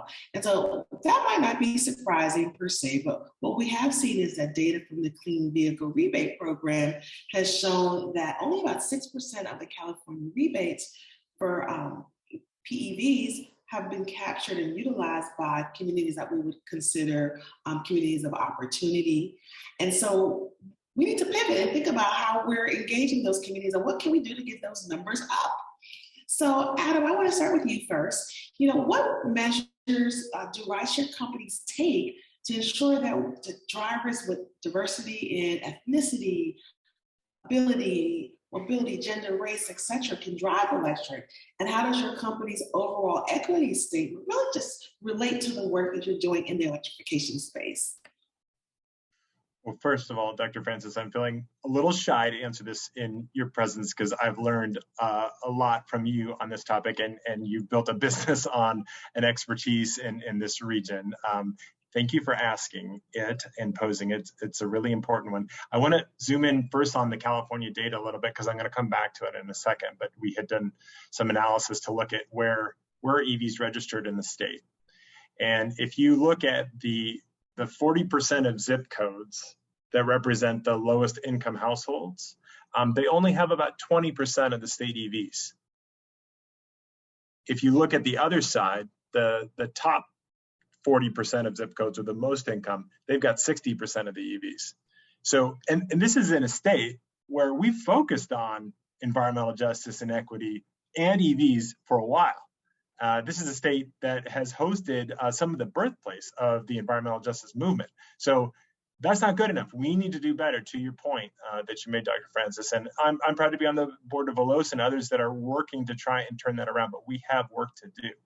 So that's where we are today with sort of the average EV car ownership world. Now, what I'm so proud to be on this panel for is that we're talking about a new model, not to replace the old model, but to coexist with the old model of car ownership. The presumption of car ownership is the only way of getting from A to B. And most EV policies and EVs and EV charging were created with the assumption that car ownership is the only way people get from A to B. This panel is talking about shared use EVs, and that gives us a new opportunity. So how do we think about it? What do we think has to happen? First, it can't fall on the drivers. We agree with the experts on this. The drivers, particularly those who use our app, are overrepresented by socio and economic communities of justice. That's a problem. So they can't be expected to bear the cost of that transition. That's one. Two, it's the right thing to do everything we can and to work with others to support that change. So what are we doing? First, we're helping through our app.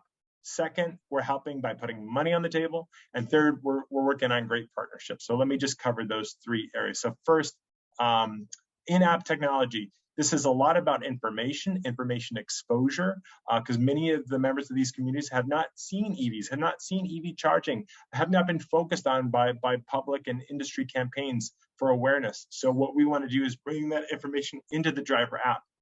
We announced 2 months ago that we have an EV hub now in the Uber driver app. You can push a button, go to a one-stop shop for information about EVs, connect to the incentives from Uber, from our partners, from local governments, from local utilities, states, and the federal government. We partnered with ZappyRide, which is the same underlying creator of the tool that Veloz uses for its online calculators, and you can compare on through this tool that we built with Zappy, what is my current car today from my future EV tomorrow on a cost basis. We brought EV charging into the driver app. We announced it 2 months ago. It just entered the US driver app a couple of weeks ago. Really proud to see this. So that's step one, in-app tech and information. Step two is money. This is a lot about money. This transition is going to take some money. And most of the research and analysis would show that the cost parity is not going to happen for rideshare drivers on a business as usual basis until much later this decade. We got to change that. So Uber is the only global platform that's committed to 800 million in total resources to help drivers, hundreds of thousands of drivers make that transition over the next couple of years. In the US, that takes the form of $1 per trip extra from Uber for every zero emission vehicle driver that completes a trip. Get an extra $1 from us. Third is great partnerships. We can't do this by ourselves. As Dara likes to say, climate's a team sport. So we work with dozens of great EV industry players, like many of Veloz's members and those that you've heard from today, including EVgo, General Motors, Hyundai, Nissan, and others. One of our latest partnerships is with Hertz to make 50,000 Teslas exclusively available to drivers who use our app. This is the largest expansion of EVs on a platform in North America, one of the largest deals in the world on EVs. And I'm pleased to say that so far, 15,000 drivers have taken part of this program, used Teslas at Hertz locations. They've driven 40 million miles so far. That's 80 trips to the moon and back. I did the calculations, Shelley, because I know how much Elon wants to get to the moon. But we're really pleased to see drivers taking this up. So the question is, can we audit it on the same basis as the state's distribution of EVs? We're about to share this data with the market, but what we found is that drivers representing those lower 40% of zip codes on an income basis represent our Tesla renters by 55%. That's exciting. More than half the Teslas that are rented are coming from those zip codes with the lower incomes, lower 40% of income zip codes in the state. If you look at the higher income zip codes, that's only about a quarter of renters. So look, that's not an answer. It's not the end. We hope it's indicative of a good start. And we hope it's indicative of the world of shared use EVs, which my fellow panelists are also here to talk about, and that could be a future that has new opportunities and new models, potentially needing more supportive policies to help make shared use EVs more equitable in the future. Got it. Thank you. Thank you so much, Adam. So from what I heard you say is that you all are working to, normalize EV adoption by really breaking down the barriers, the financial barriers specifically, and making the vehicle and the technologies accessible while also doing the education and outreach. So John, I want to pivot to you and toss the mic to you and just hear, what additional measures do you think the rideshare companies should be taking to ensure that drivers, specifically from communities of opportunity, communities that are disproportionately overexposed to air pollution, particularly transportation emissions related pollution, what should they be doing, or what should communities and stakeholders be doing to make sure that they have the ability to drive electric as well? And then Phil, I'll come back to you to close things out. Yeah, thanks, Dr. Francis. So we think shared mobility should be accessible by all. And so, like Adam, I won't pretend to be an equity expert. I'm a sustainability guy. And so I'll just tell you what we're doing. And it's a step in the right direction. And I think it's a step in the right direction, but it's certainly not the answer. But a couple of the things we're doing are making vehicles affordable to rent by our drivers. And as Adam mentioned, we have a similar demographic of renters. Most of our renters, about 70%, come from communities of opportunity. And so when renters rent electric vehicles, they tend to be from low-income communities of opportunity. And it's really exciting when they rent electric vehicles. So in San Francisco, for instance, we have hundreds of electric vehicles for rent. And it's a population that has had low exposure to electric vehicles. So we've created a program to educate and introduce folks to electric vehicles, everything from what is an electric vehicle to how do you charge it on the network, because we're partnered with Electrify America and EVgo. So it shows them how to find the chargers on the network and how to utilize that. And then the really, really exciting thing, and what I'm most proud of, is that renting an electric vehicle today in California is less expensive than renting the gasoline hybrid equivalent. And so you not only save money at the pump, you save money on the rental price as well. We did that by partnering with an electric utility called Peninsula Clean Energy, and they were able to subsidize the electric vehicles to make them lower cost than their gasoline equivalent. So this is a really great program for people, and it's not a long-term rental, it's a weekly rental. So if for any reason the people don't like anything about the vehicle or the program, they can just return the vehicle, no harm done. Most people have been keeping the vehicles for week over week over week. They can keep the vehicle as long as they want. Some people keep it for over a year, maybe even years. And so the program's been extremely successful. We're planning to really blow it up and flip the entire fleet of rental vehicles in California into electric vehicles. And it's a great way to avoid the skyrocketing gas prices and to put more money into the pocket of drivers and make drivers extremely happy on the Lyft platform. And that's good for our bottom line because it keeps our best drivers, it keeps our drivers happy, it keeps our drivers doing rides, keeps our drivers making a lot of money. So that's our model for rentals. And then we have another strategy with personal vehicles, because not all vehicles, of course, are rentals.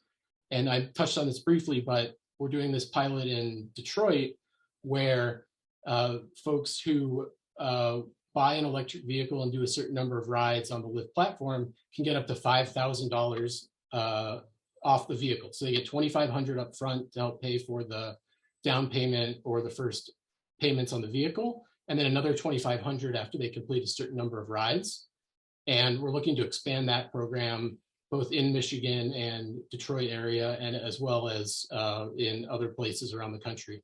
And that's a good way to, in the near term, reduce the capital cost of the vehicles and allow the folks to recoup gas costs versus electricity costs as battery costs come down and the vehicles reach cost parity, which we hope will be mid-decade. Excellent, thank you. So lots of great, exciting pilots and programs happening. They're obviously very successful because people are taking up, grabbing the opportunity to test drive the vehicles and see how they work for their lifestyles and their entrepreneurship. And then the also exciting things that it's also a walking billboard for their passengers, so that the drivers can tell them about the great experiences that they're having. And so just one other point, we want to make sure that we can let Phil weigh in on this. So I know you're part of the equation of equities, where and who you serve in terms of serving your client and who your vehicles are servicing. But what are Zoox's plans to get their vehicles into priority communities?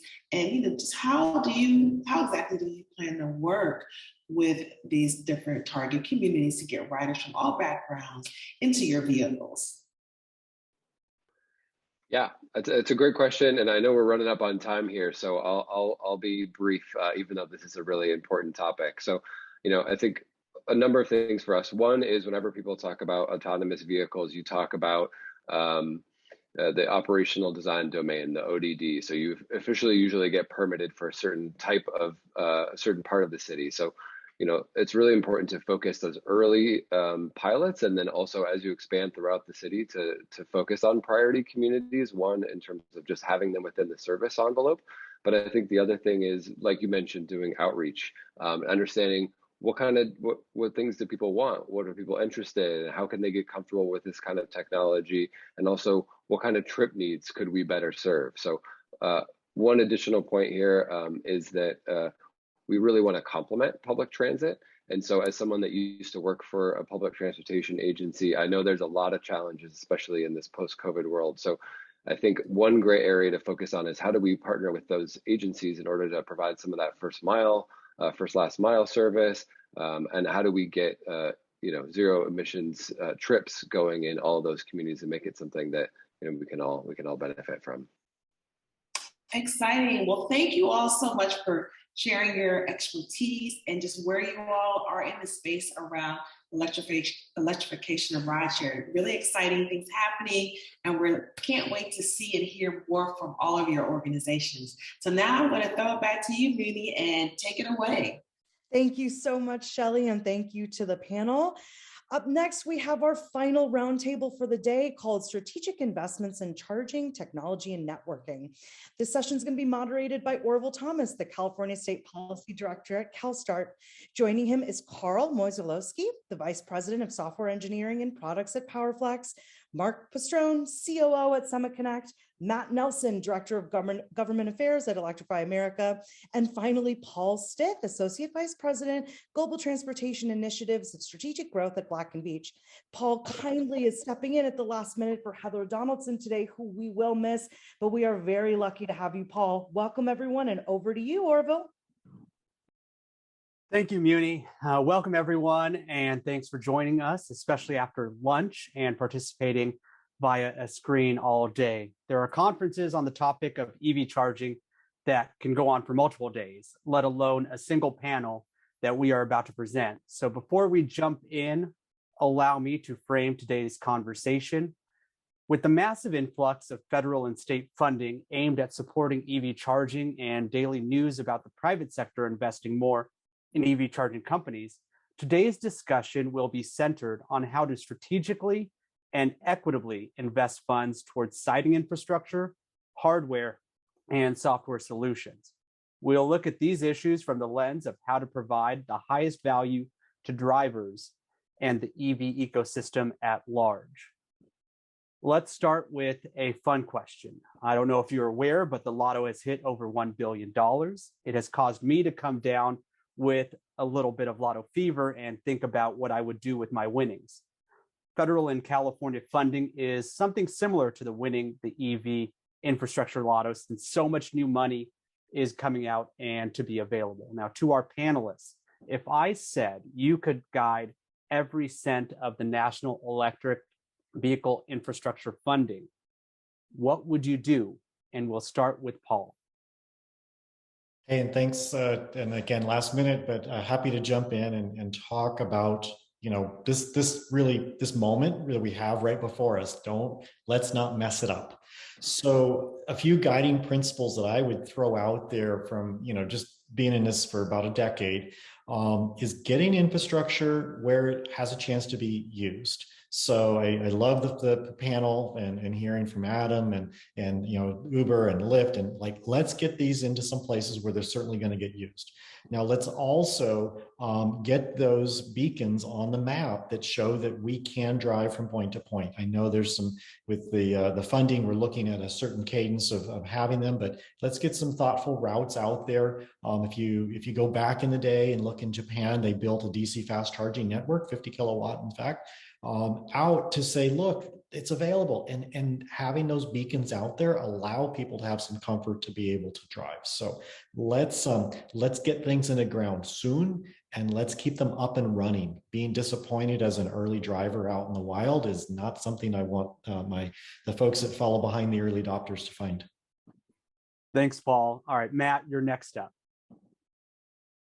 Well, first, I think it's really important that we recognize that the NEVI program, the National EV Infrastructure Program, has been doing a really great job. Michael Barabee, Andrew Rogers, Andrew Wishnia, Rachel Neeler, Alex Schroeder, they basically had this program dropped in their laps in November of last year, had to build an office, build a program, and figure out how to do this well and wisely.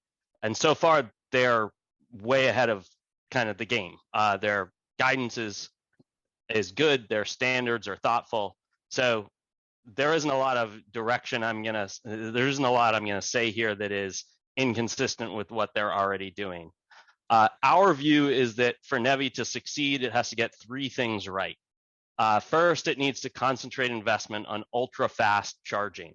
The average charging, and this was alluded to in the last panel, the average charging speed of new EV models is now 200 kilowatts. It's up fourfold in only 6 model years. And if we're thinking about the Wayne Gretzky analogy of where the puck is going, every automaker says the same thing, which is they're going up. And so we need charging that matches the vehicles, not just today, but next year and the year following and the year following. It is imperative that we meet customer expectations and deliver charging that is as fast as the cars that they buy. It's also notable that this can be done in a cost-effective way. Atlas Public Policy Research shows that it's actually cheaper to invest in 350 kilowatt charging than 150 kilowatts, and not by a little bit. It's 33% cheaper, saves the nation $13 billion if we invest in 350 kilowatt. And finally, it can completely be done. We've built more than 400 stations with 350 kilowatt charging. It does not require a grid upgrades in 97 to 98% of cases. We've been able to work with local utilities and build this infrastructure at existing retail without significant additional grid costs. Second, so that's first, ultra fast charging. The second thing is that customers expect charging stations to work. They've never thought on Saturday morning, I wonder if the gas station will work this weekend. They want reliability every time. And it's important for states to demand that of the network providers. They have to demand the capabilities to deliver much higher reliability than has been present in the past. And finally, they need to get interoperability right. We see non-proprietary standards as the path to interoperability. Charging standards, charging stations built on the CCS platform, which now all the automakers have united around, and built on the plug and charge standard ISO 15118 will allow this to be a better, more convenient experience. So bottom line, ultra fast, reliable, non-proprietary charging is absolutely everything. They get those three things right, they'll succeed. If they fail on any of them, they probably won't succeed, and everything else doesn't matter as much. Finally, just back where I started, the Joint Office understands this. Their standards show this, their guidance shows this. They understand that these three things really matter. All we're asking is that they keep raising the bar. So they've set the minimum floor at 150. We think they've got to go to 350. They've set some standards on reliability. We think that they have to have higher expectations of capability. Thank you. All right, thanks, Matt. I'm writing that down, that Matt Nelson has said the Joint Office understands this, and we could settle up if they don't. Next one up, I will toss to Mark. Great, thanks, Orville. Can you hear me okay? You're loud and clear. All right, fantastic. Well, really appreciate the opportunity to be on this panel. So thanks, Orville, and great to be on with Matt, Paul, and Carl. So yeah, exciting times, exciting to contemplate winning the lottery in this question. But one thing in terms of exciting times, because we've been at this, we're SemaConnect. We were recently joined with Blink, and both companies have been at this for now over 10 years, with this since the beginning of the industry.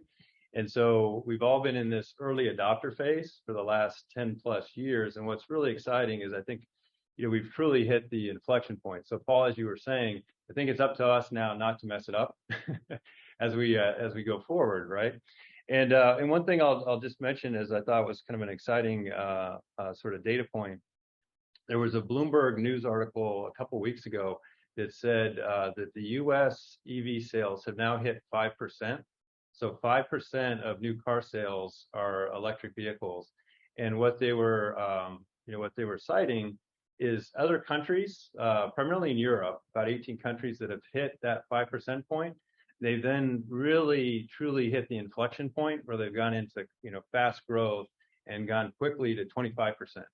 And so this article was saying when you look at that here in the U.S., it could be as soon as the end of 2025, just about 3 years, that 25% of new car sales could be electric.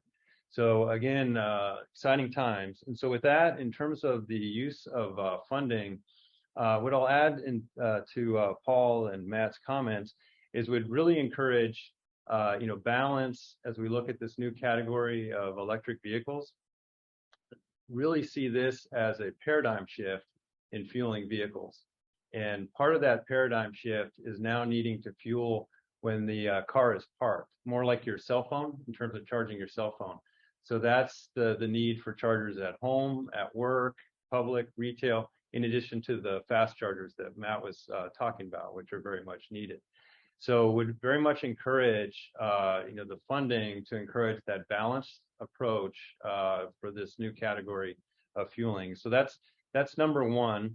And then secondly, would really encourage the funding to support smart or networked charging, because really see that that's going to be a path to really help increase adoption of chargers and really solve the chicken and egg problem. Because with the network, with the technology, make it easier for drivers to find chargers, number one.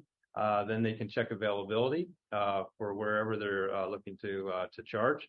But it also allows the site hosts that are installing the chargers to easily control access, charge fees, to make it easy for them to use this as an amenity.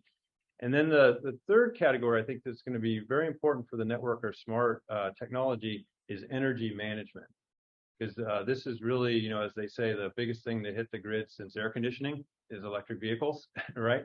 And so we're really going to want to smooth the impact on the grid, smooth the, the impact for site hosts that are installing these chargers to reduce the upfront costs as well as ongoing costs. So those are some of the, win the lottery thoughts. So with that, back to you, Orville. Thanks, Mark. And I'll wrap up the Win the Lotto question with Carl. Carl, you are the last person to share in this ticket and winning numbers. What would you do with it? Yeah, thanks very much. Appreciate you having me on today. Really excellent program all day. It's been great. Learned a lot. Happy to be here. Also super happy to be the last person to answer this question, because I get to steal a little bit from everybody that went before me and sort of twist on the pieces I liked. I think the answer to the question is depends on what the goal of the program is, right? Is the goal of the program to drive long-term EV adoption, or is the goal of the program to provide EV infrastructure that will really last into generations and continue to be used and be sort of the backbone for how we actually charge these vehicles going forward?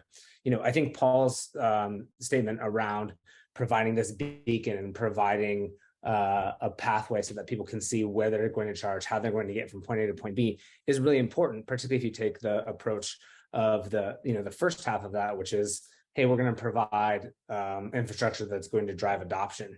But if you start to look at some of the themes in Matt and Mark's statements, Matt was saying, look at how these vehicles are changing. Look at how you're going to have to meet these vehicles where they're at. Well, one of the ways to meet the vehicles where they're at is sort of consider what Mark said, is that the demands on the grid to meet those vehicles is going to actually require behavior changes and shifts in patterns in where people charge and how they charge, right? We think that people are going to charge eventually at places where their cars are dwelling at for long periods of time. The gas station model is really imperative to that, like fast EV adoption, to get that inflection point, to get that growth of adoption. But the reality is that when you look at overall marginal cost of charging and levelized cost of energy at those hosts or at the charging site, you have to take into consideration a pretty significant behavior change. So, my question is sort of like my answer is a long rambling question, answer to that question, but it's really about like, what's the goal? What are you after? Are you after adoption, or are you after like long-term infrastructure? And so I think to the second degree, I would look at what are those long-term dwell times, where are people actually going to be charging? Are they going to be at these MUDs? Are they going to be at workplaces? Are they going to be at places where the cars are sitting, or are they actually going to try to stop and charge like the gas station model? And I think the gas station model has sort of like limited behavior lifespan in the EV market as we get broader adoption.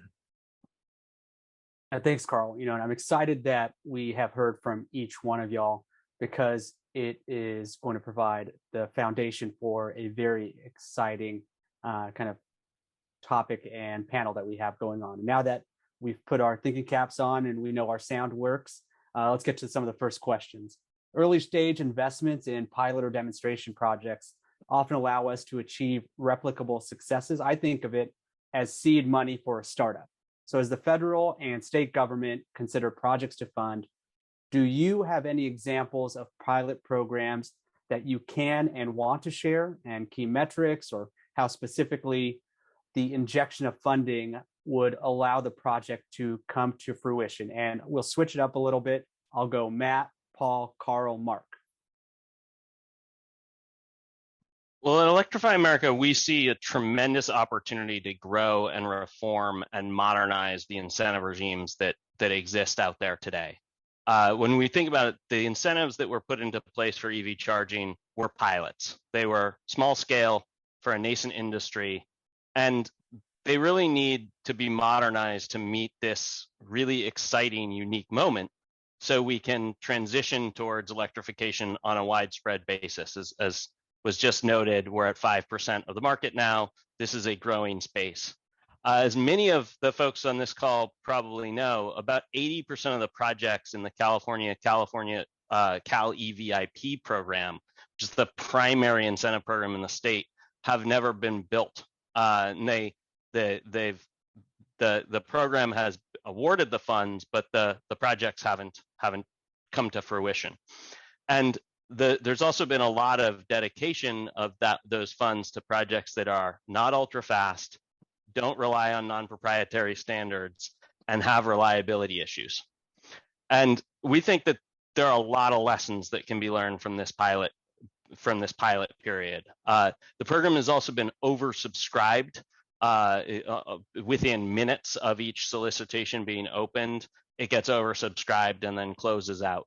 And the funds are committed at a very early stage in the development, what we call pre-development, before a project has a permit in hand, before it has a utility interconnect final design, before it has been financed, and most importantly, often before the project has even established site control, which is a legal right to the real estate on which the project would be built.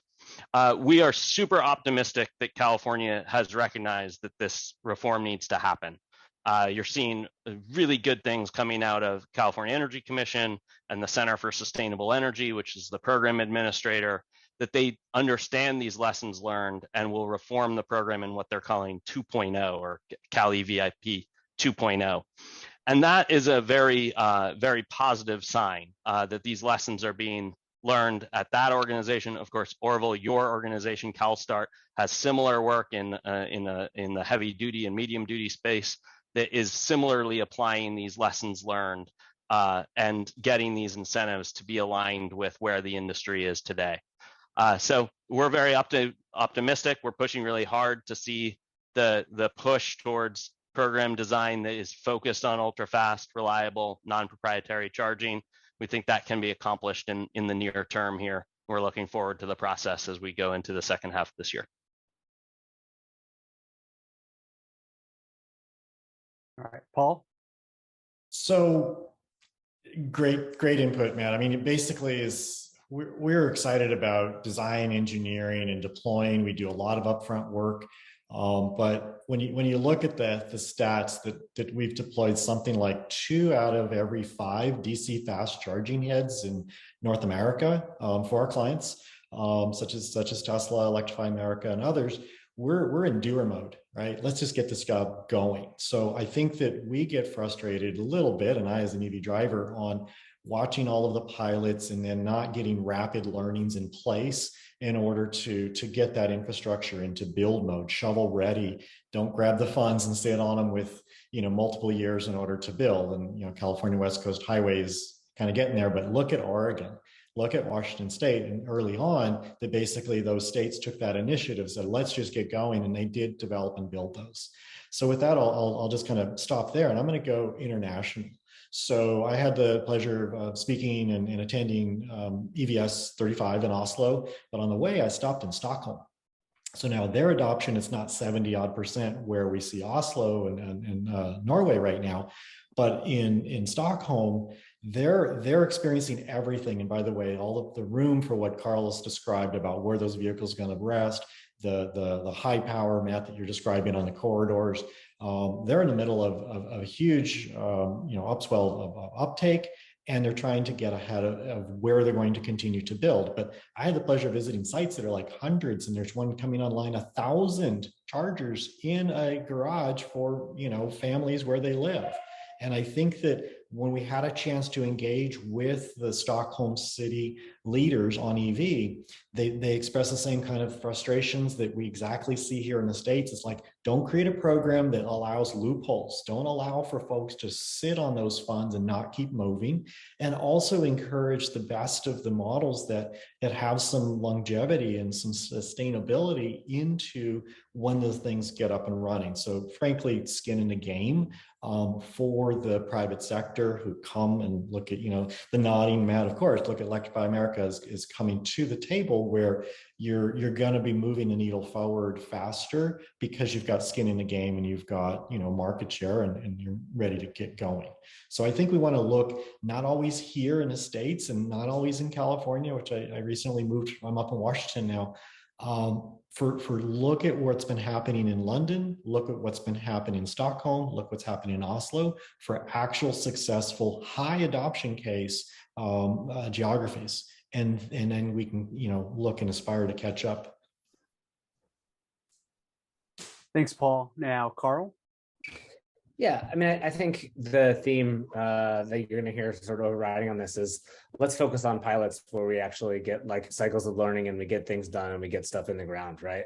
Where we can actually have replicable sort of pilots that people can build off of and make investments around and say and point to and say, yeah, this works. The pilots that we've scooped up a bunch of those Cali VIP funds, and we use some of them and some of them we don't. I think we're just as guilty as everybody else. But I think some of the pilots that have been more successful, if you look at like some of the projects that NREL has done, where they're installing hundreds of chargers at their facility. We're doing demand charge management for them. We're doing some demand response programs for them across multiple chargers on bidirectional vehicle charging. I mean, there's a whole host of ways to really focus that funding and those pilot projects after stuff that actually works that you can actually learn from. So I think I'd agree with the other with everyone else so far, is that pilots are super important. They get you off the ground, they get you pointed in the right direction. Let's look at pilots that have worked. And let's get a lot of input on designing pilot programs where those funds are actually gonna get us somewhere. All right, thanks, Carl. And now finally we'll close out. Mark. Thanks, Orville. Sure. What I'll focus on is maybe two categories of pilots that we saw that have been helpful for SemaConnect and now the greater Blink family. One is pilots around demand response. I think Carl mentioned demand response. It's part of energy management. We see that that's going to be a very important going forward as we have more and more. We're getting to that 3 years, 25% point of EVs on the road. So one specific pilot that we saw that was quite helpful was actually through Pacific Gas and Electric demand response pilot, where they would send our network signals day in advance, and then we would adjust the power delivery the next day. And then with that, part of that pilot was requiring standards in terms of the interface on demand response. And so a key standard there is that Open ADR 2.0b. And so in terms of government, involvement and guidance, very much would endorse really requiring the use of standards as we go forward and really look to do more integration. So one area is demand response. See a lot of kind of rich need for developing that. Second is in the category of interoperability and integration. One specific there, you mentioned Cal EVIP. We're just kicking off a program with the city of Watsonville, California, through the Cal EVIP program funded by California Energy Commission. And part of that requirement is to integrate with fleet software. So as we all know, the whole category of fleet now is also taking off. And what can be very important is that your smart charging solution can fit in with your legacy fleet platform, right? And so this program requires that. It also requires the use of standards. And so as we're all familiar, two key standards for network, one for network to network is that OCPI standard, and then charger to network is OCPP, and that's required in as part of this project. So really endorse both those categories of encouraging demand response, as well as integration and interoperability and the use of standards. So with that, back to you, Orville. Yeah, thanks, Mark. We're going to switch to hardware right now. And when we talk about EV infrastructure, we often have it referred as EV charging relating to light duty passenger vehicles, but charging of medium heavy duty is another very important part of the equation. And I might be biased from my past work, but I'll say it's probably a more important part of the conversation and the infrastructure network. So I'll toss this to Matt first.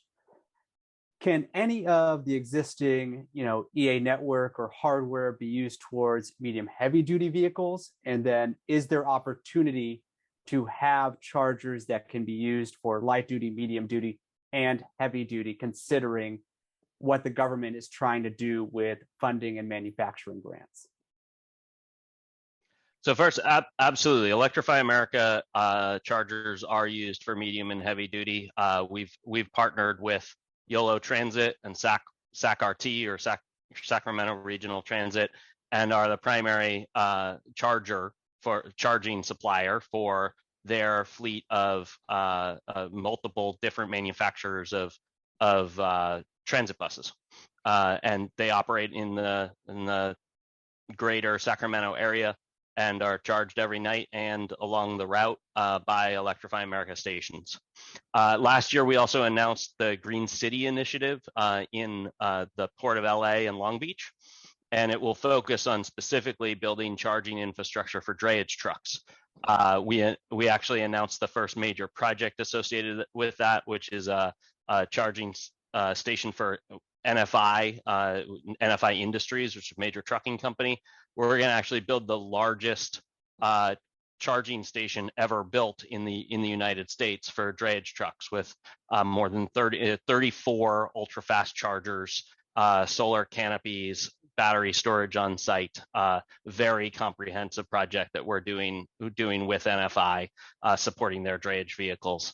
And so we can do it. Big picture, what needs to happen is we need to. I'm very happy that on this call we seem to have consensus that we need non-proprietary standards across the industry, and this is a great example of where we need to keep working towards a non-proprietary standard. Electrify America is a big advocate of what's called MCS, or the megawatt charging system, which actually goes up to 4 megawatts of power and is a global standard being developed and finalized now to support all heavy duty and medium duty charging across the world. It's built upon the CCS standard. It's kind of an evolution of the CCS standard, so it's a non-proprietary standard from jump, and will allow us to avoid what has happened in the light duty space, where we've had competing standards for now a little more than a decade. Finally, it's worth noting that until that MCS is kind of out in the wild, and more importantly, there are vehicles that can use it, the CCS standard does go up to 500 kilowatts, can support medium and heavy duty vehicles for the foreseeable future, and is doing so today. Finally, I should note that our vision is that our light duty stations are evolving to what we refer to as EV charging stations of the future. And these stations look a little bit more to the average person like a gas station. And they have pull-through capability, and they have the ability to charge not just light duty vehicles, but also heavy duty and medium duty vehicles. Much more effective, any charging station today can do it. It's a matter of whether it's a good customer experience. And we are designing stations of the future that will be a good customer experience, both for medium and heavy duty vehicle drivers and light duty vehicle drivers in the same location and facility. All right. Thanks so much, Matt. And the next question on hardware, Paul, Black and Veatch, obviously a leader in the construction of the heavy duty charging depots. Is there any value in co-siting? Yeah, so let's talk about that. First off, I did spend the last 4 years of my life pretty much every Wednesday morning on the Charn megawatt charging system standard group. So super excited that that's coming ready for action. There is one of those in North America. There's been pictures of it circulating. So bring your truck with your port on that, and it happens to be a little bit close to Portland. So you got to talk about safety. You got to talk about the design of those sites. If you go to that Charn megawatts site, you're going to see Black & Beach did the templates for this, laying that out. We're talking about 53-foot odd trucks. We're talking about ones that are much wider. There's a video of the first truck stop for medium heavy duty in North America that we built here in Portland, commissioned it last year.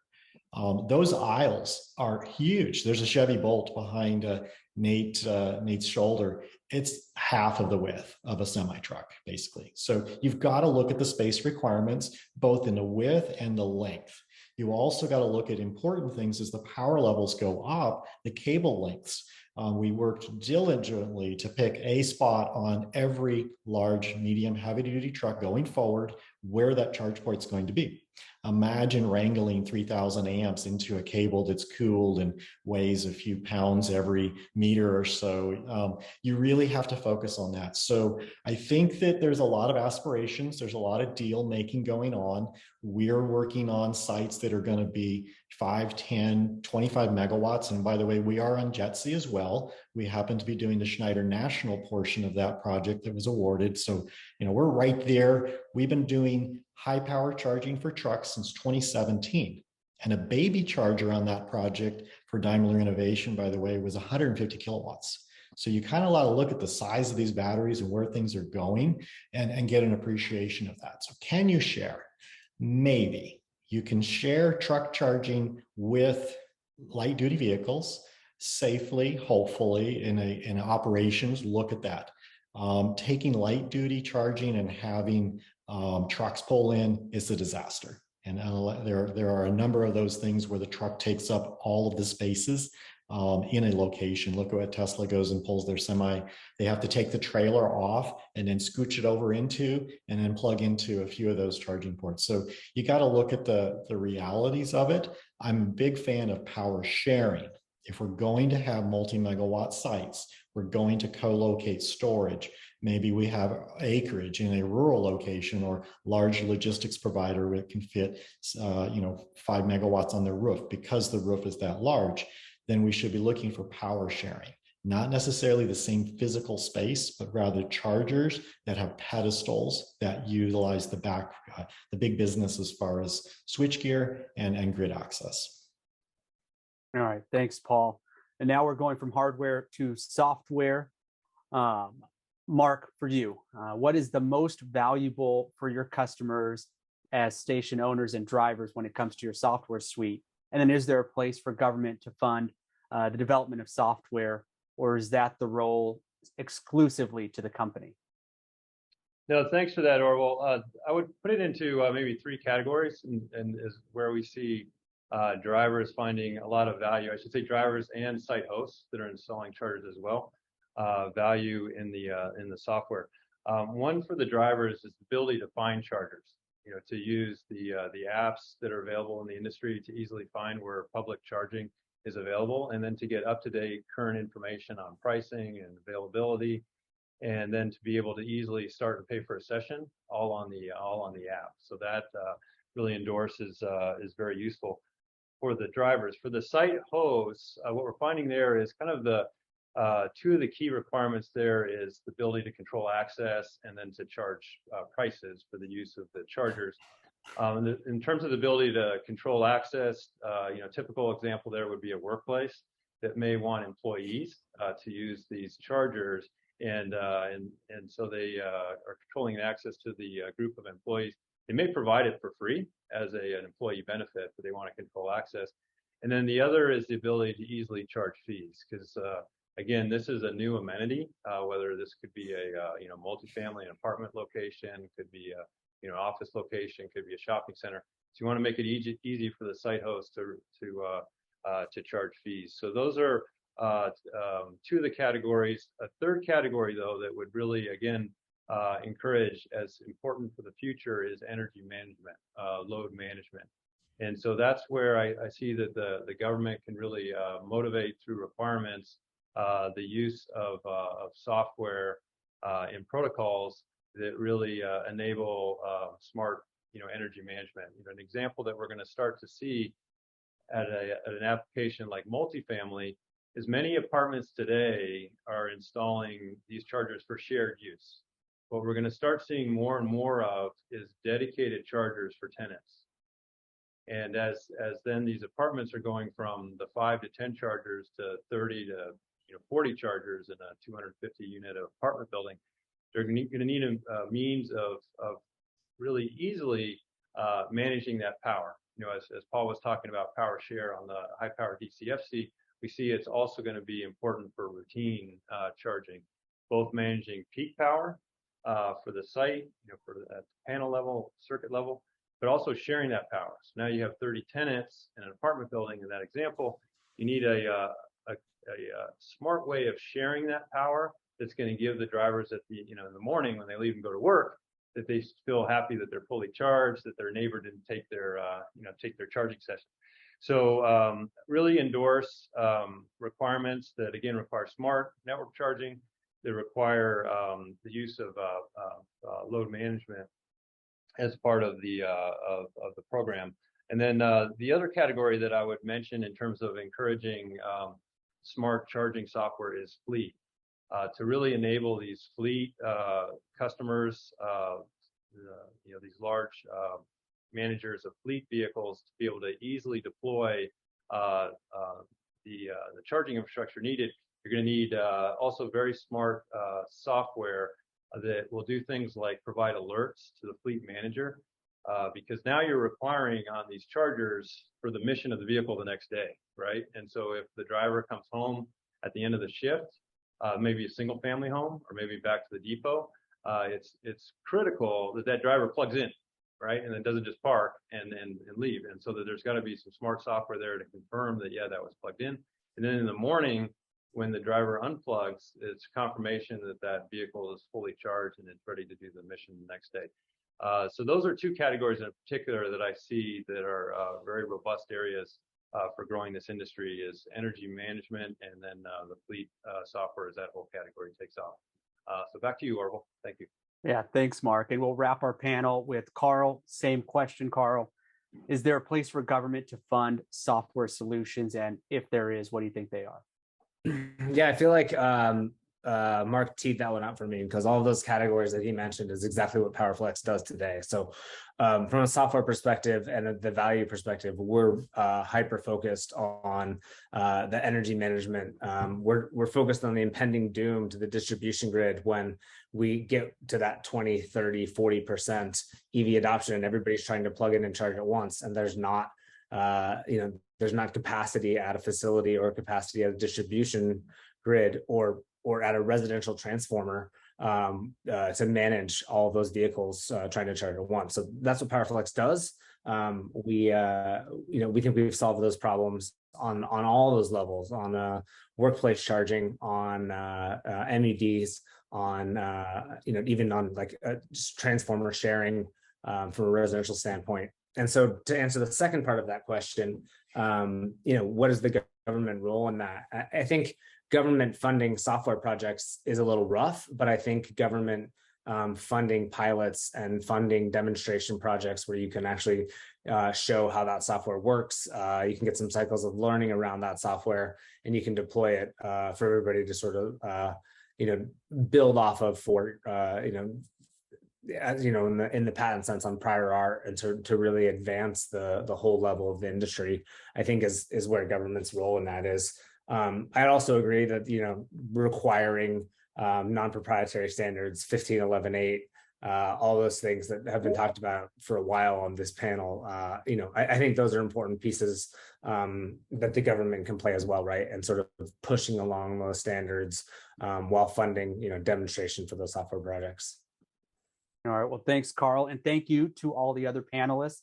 This has been great. Like we said, we could probably do a week on this topic alone, but this last 40 to 45 minutes really flew by. And I want to thank Veloz for giving me the opportunity. to moderate the panel. And with that, I'll toss back to Mooney. Awesome. Thanks, Orville, and thank you to the panel. I have to say, only a group of industry nerds like us would think about lottery money in the context of how to advance charging and not how to advance ourselves to Bora Bora. We're going to take one last very short break here today before our closing keynote from the chair of the California Air Resources Board, Leanne Randolph. Right before that, we'll do our final $30 Visa giveaway. So be back at 2:05 and we'll see you then. Thanks so much. Welcome back, everyone, for the final segment today. Before we jump into our final keynote and closing remarks from our Executive Director, Josh Boone, we want to go ahead and spin the wheel one more time to give away a $30 Visa gift card. So, Jay, let's spin that wheel.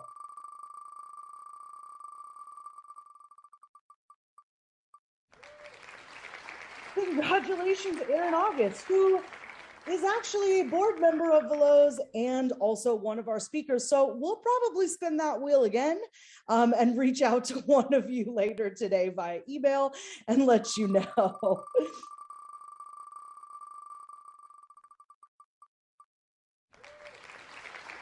Alex, congratulations.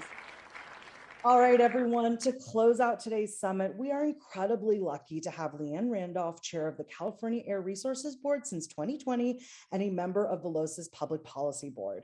We asked Chair Randolph to share with us the key policies driving transportation electrification, how ACC2 will spur adoption in California, and her thoughts on the state of the industry. Please welcome us and enjoy a recording keynote from Chair Randolph.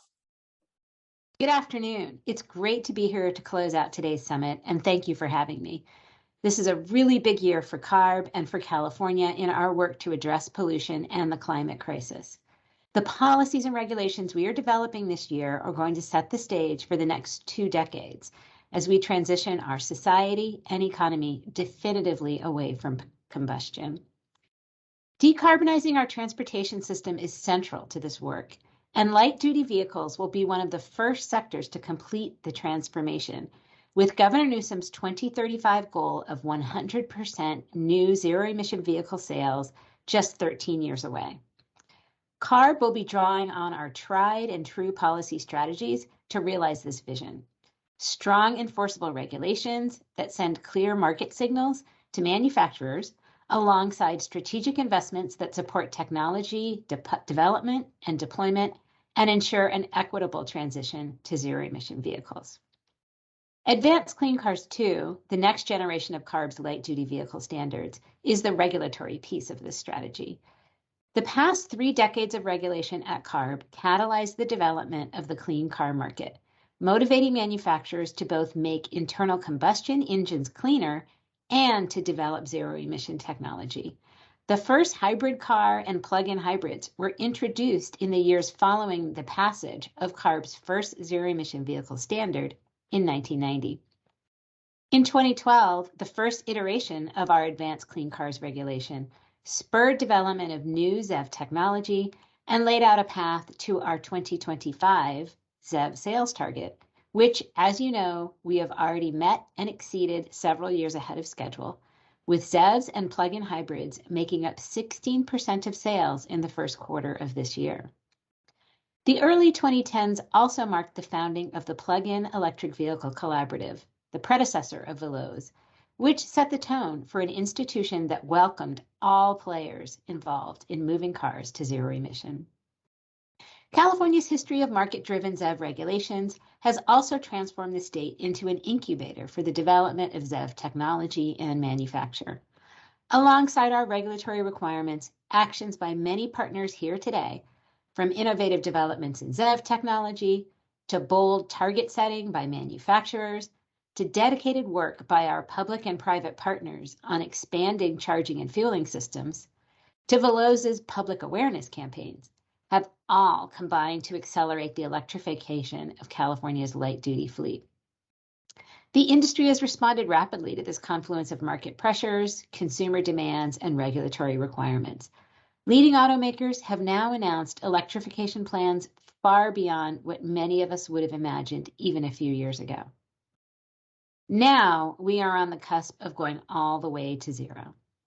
ACC2 will build on this legacy by setting the course to 100% zero-emission vehicle sales while ensuring that emissions from remaining internal combustion engines are rigorously controlled.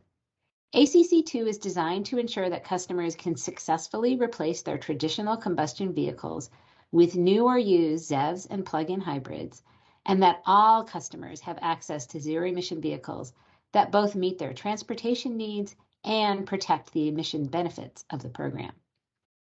ACC2 lays out a step-by-step path to the goal of 100% zero-emission vehicle sales by 2035 by requiring a steadily increasing percentage of zero-emission vehicles to be sold in California from 2026 onwards.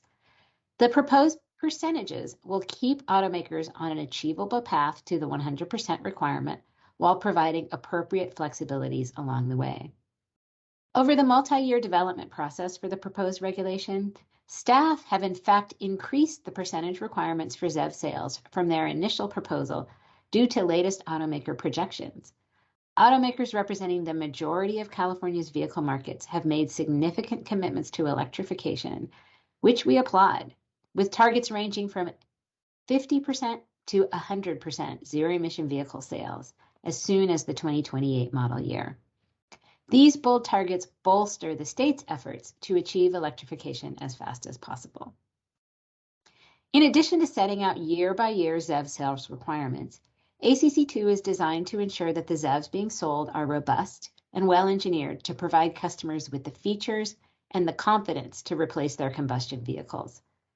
The proposed regulation includes provisions to ensure that ZEVs meet customers' needs, including a minimum 150-mile range for new vehicles to ensure that even lower-cost ZEVs can fulfill the daily driving needs of a typical driver, warranty requirements to ensure durable batteries for a decade or more, and transparency requirements to allow consumers to evaluate the health of the vehicle and the battery, as well as charging capability requirements that give the customers the ability to charge at whatever type of charging infrastructure that they have access to. Consumers in low-income and underserved communities, where used vehicle sales are significant, stand to especially benefit from these assurance measures meant to ensure better range and better serviceability throughout the vehicle's life. And that leads me to another important element of our program that sets California apart from other jurisdictions. And that's the work we're doing on integrating equity into our move to zero. We know mobile sources are the greatest contributor of emissions of criteria pollutants and greenhouse gases in California today. And cleaning up these emissions is essential to protecting the health of both of our communities and our climate, particularly along heavily traveled transportation corridors. The clean transportation future we are building needs to be shared by all Californians, and it must address the disproportionate pollution burdens experienced by our frontline communities. ACC2 therefore aims to embed equity and environmental justice in the regulation more deeply than before, and to establish new tools to improve access to zero-emission vehicles for low-income households and communities most impacted by pollution. The regulation includes provisions to continue emissions reductions in conventional vehicles, establish ZEV technology requirements that will help drive down vehicle costs and make ZEVs more usable for all communities, and encourage automakers to place ZEVs in community car share services, retain used ZEVs in the California market for equity programs, and sell lower-priced vehicles. And we're proposing to strengthen these provisions even more in ongoing amendments released this month. But a manufacturer's regulation cannot carry the burden of ensuring that all California communities have access to ZEVs. Our regulatory actions need to work in concert with our other strategies. We are targeting billions of dollars in incentives in ways that benefit the most impacted communities to ensure financial support for lower-income residents to purchase vehicles, working with our sister agencies and private sector partners to provide infrastructure access to all communities, and continuing to provide financial support for programs that expand our focus from zero-emission vehicles to mobility as a whole. All of these strategies are necessary to bring zero-emission vehicles and sustainable mobility to all communities. Importantly, our regulations set the ZEV standard not just in California, but for all of the states that adopt our clean car regulations and electrification commitments. There are now 17 other states that have adopted or have committed to adopt our light-duty regulations. Together, California and these Section 177 states represent nearly 40% of the U.S. new vehicle markets, and ACC2 will thus accelerate electrification across the country. It's critical that all of these states adopt ACC2 and take steps to support the transition to zero-emission vehicles. And we hope this ambitious action by California and our state partners will also continue to drive strong federal action. Adopting ACC2 will make California one of the first and largest vehicle markets to require 100% electric vehicle sales, not just in the US, but anywhere in the world. Many jurisdictions have set ambitious targets to phase out the sale of internal combustion cars. But it's one thing to state your ambition and a more difficult endeavor to show just how you will achieve it. With ACC2, we will be one of only a handful of jurisdictions to set out a legally binding roadmap with annual requirements that show exactly how we will get to zero year by year. Even as we advance our decarbonization agenda here at home with our partner states and the federal government, we must build partnerships around the globe to develop comprehensive solutions to air pollution and climate challenges. California is proud to help lead the global ZEV transition by chairing the Transportation Decarbonization Alliance, a unique coalition sanctioned by the UN of countries, cities, regions, and companies working to advance real-world solutions to clean up transportation around the globe. Alliance members support one another in setting ambitious goals and collectively advocate for ZEV policies in key international forums. Members also share valuable on-the-ground experience with one another, from strategies for decarbonizing freight and deploying charging infrastructure, to models for innovative transit and active mobility, to plans for corporate sustainability and zero-emission technology development. TDA recently welcomed the city of Los Angeles as its newest member, and we're looking forward to their participation as they share lessons learned, overcome barriers with real-world knowledge, and accelerate the transition to clean zero-emission transportation and mobility. Both globally and here at home, public-private partnerships will be central to achieving a fully electrified transportation sector, and organizations like Veloz are critical to building those partnerships. CARB and our sister agencies are issuing the regulations and making the investments to drive electrification.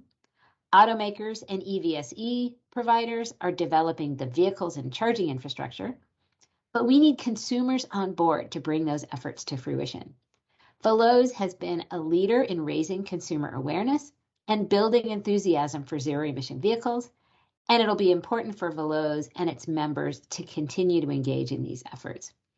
We're counting on you to help spread the word about the cost savings, durability, and other advantages of EV ownership, and to allay consumer concerns about range or charging availability by communicating all the work we're doing and the incredible success we've had, and also communicating the provisions of ACC2 that will build these strategies into actually legally enforceable requirements.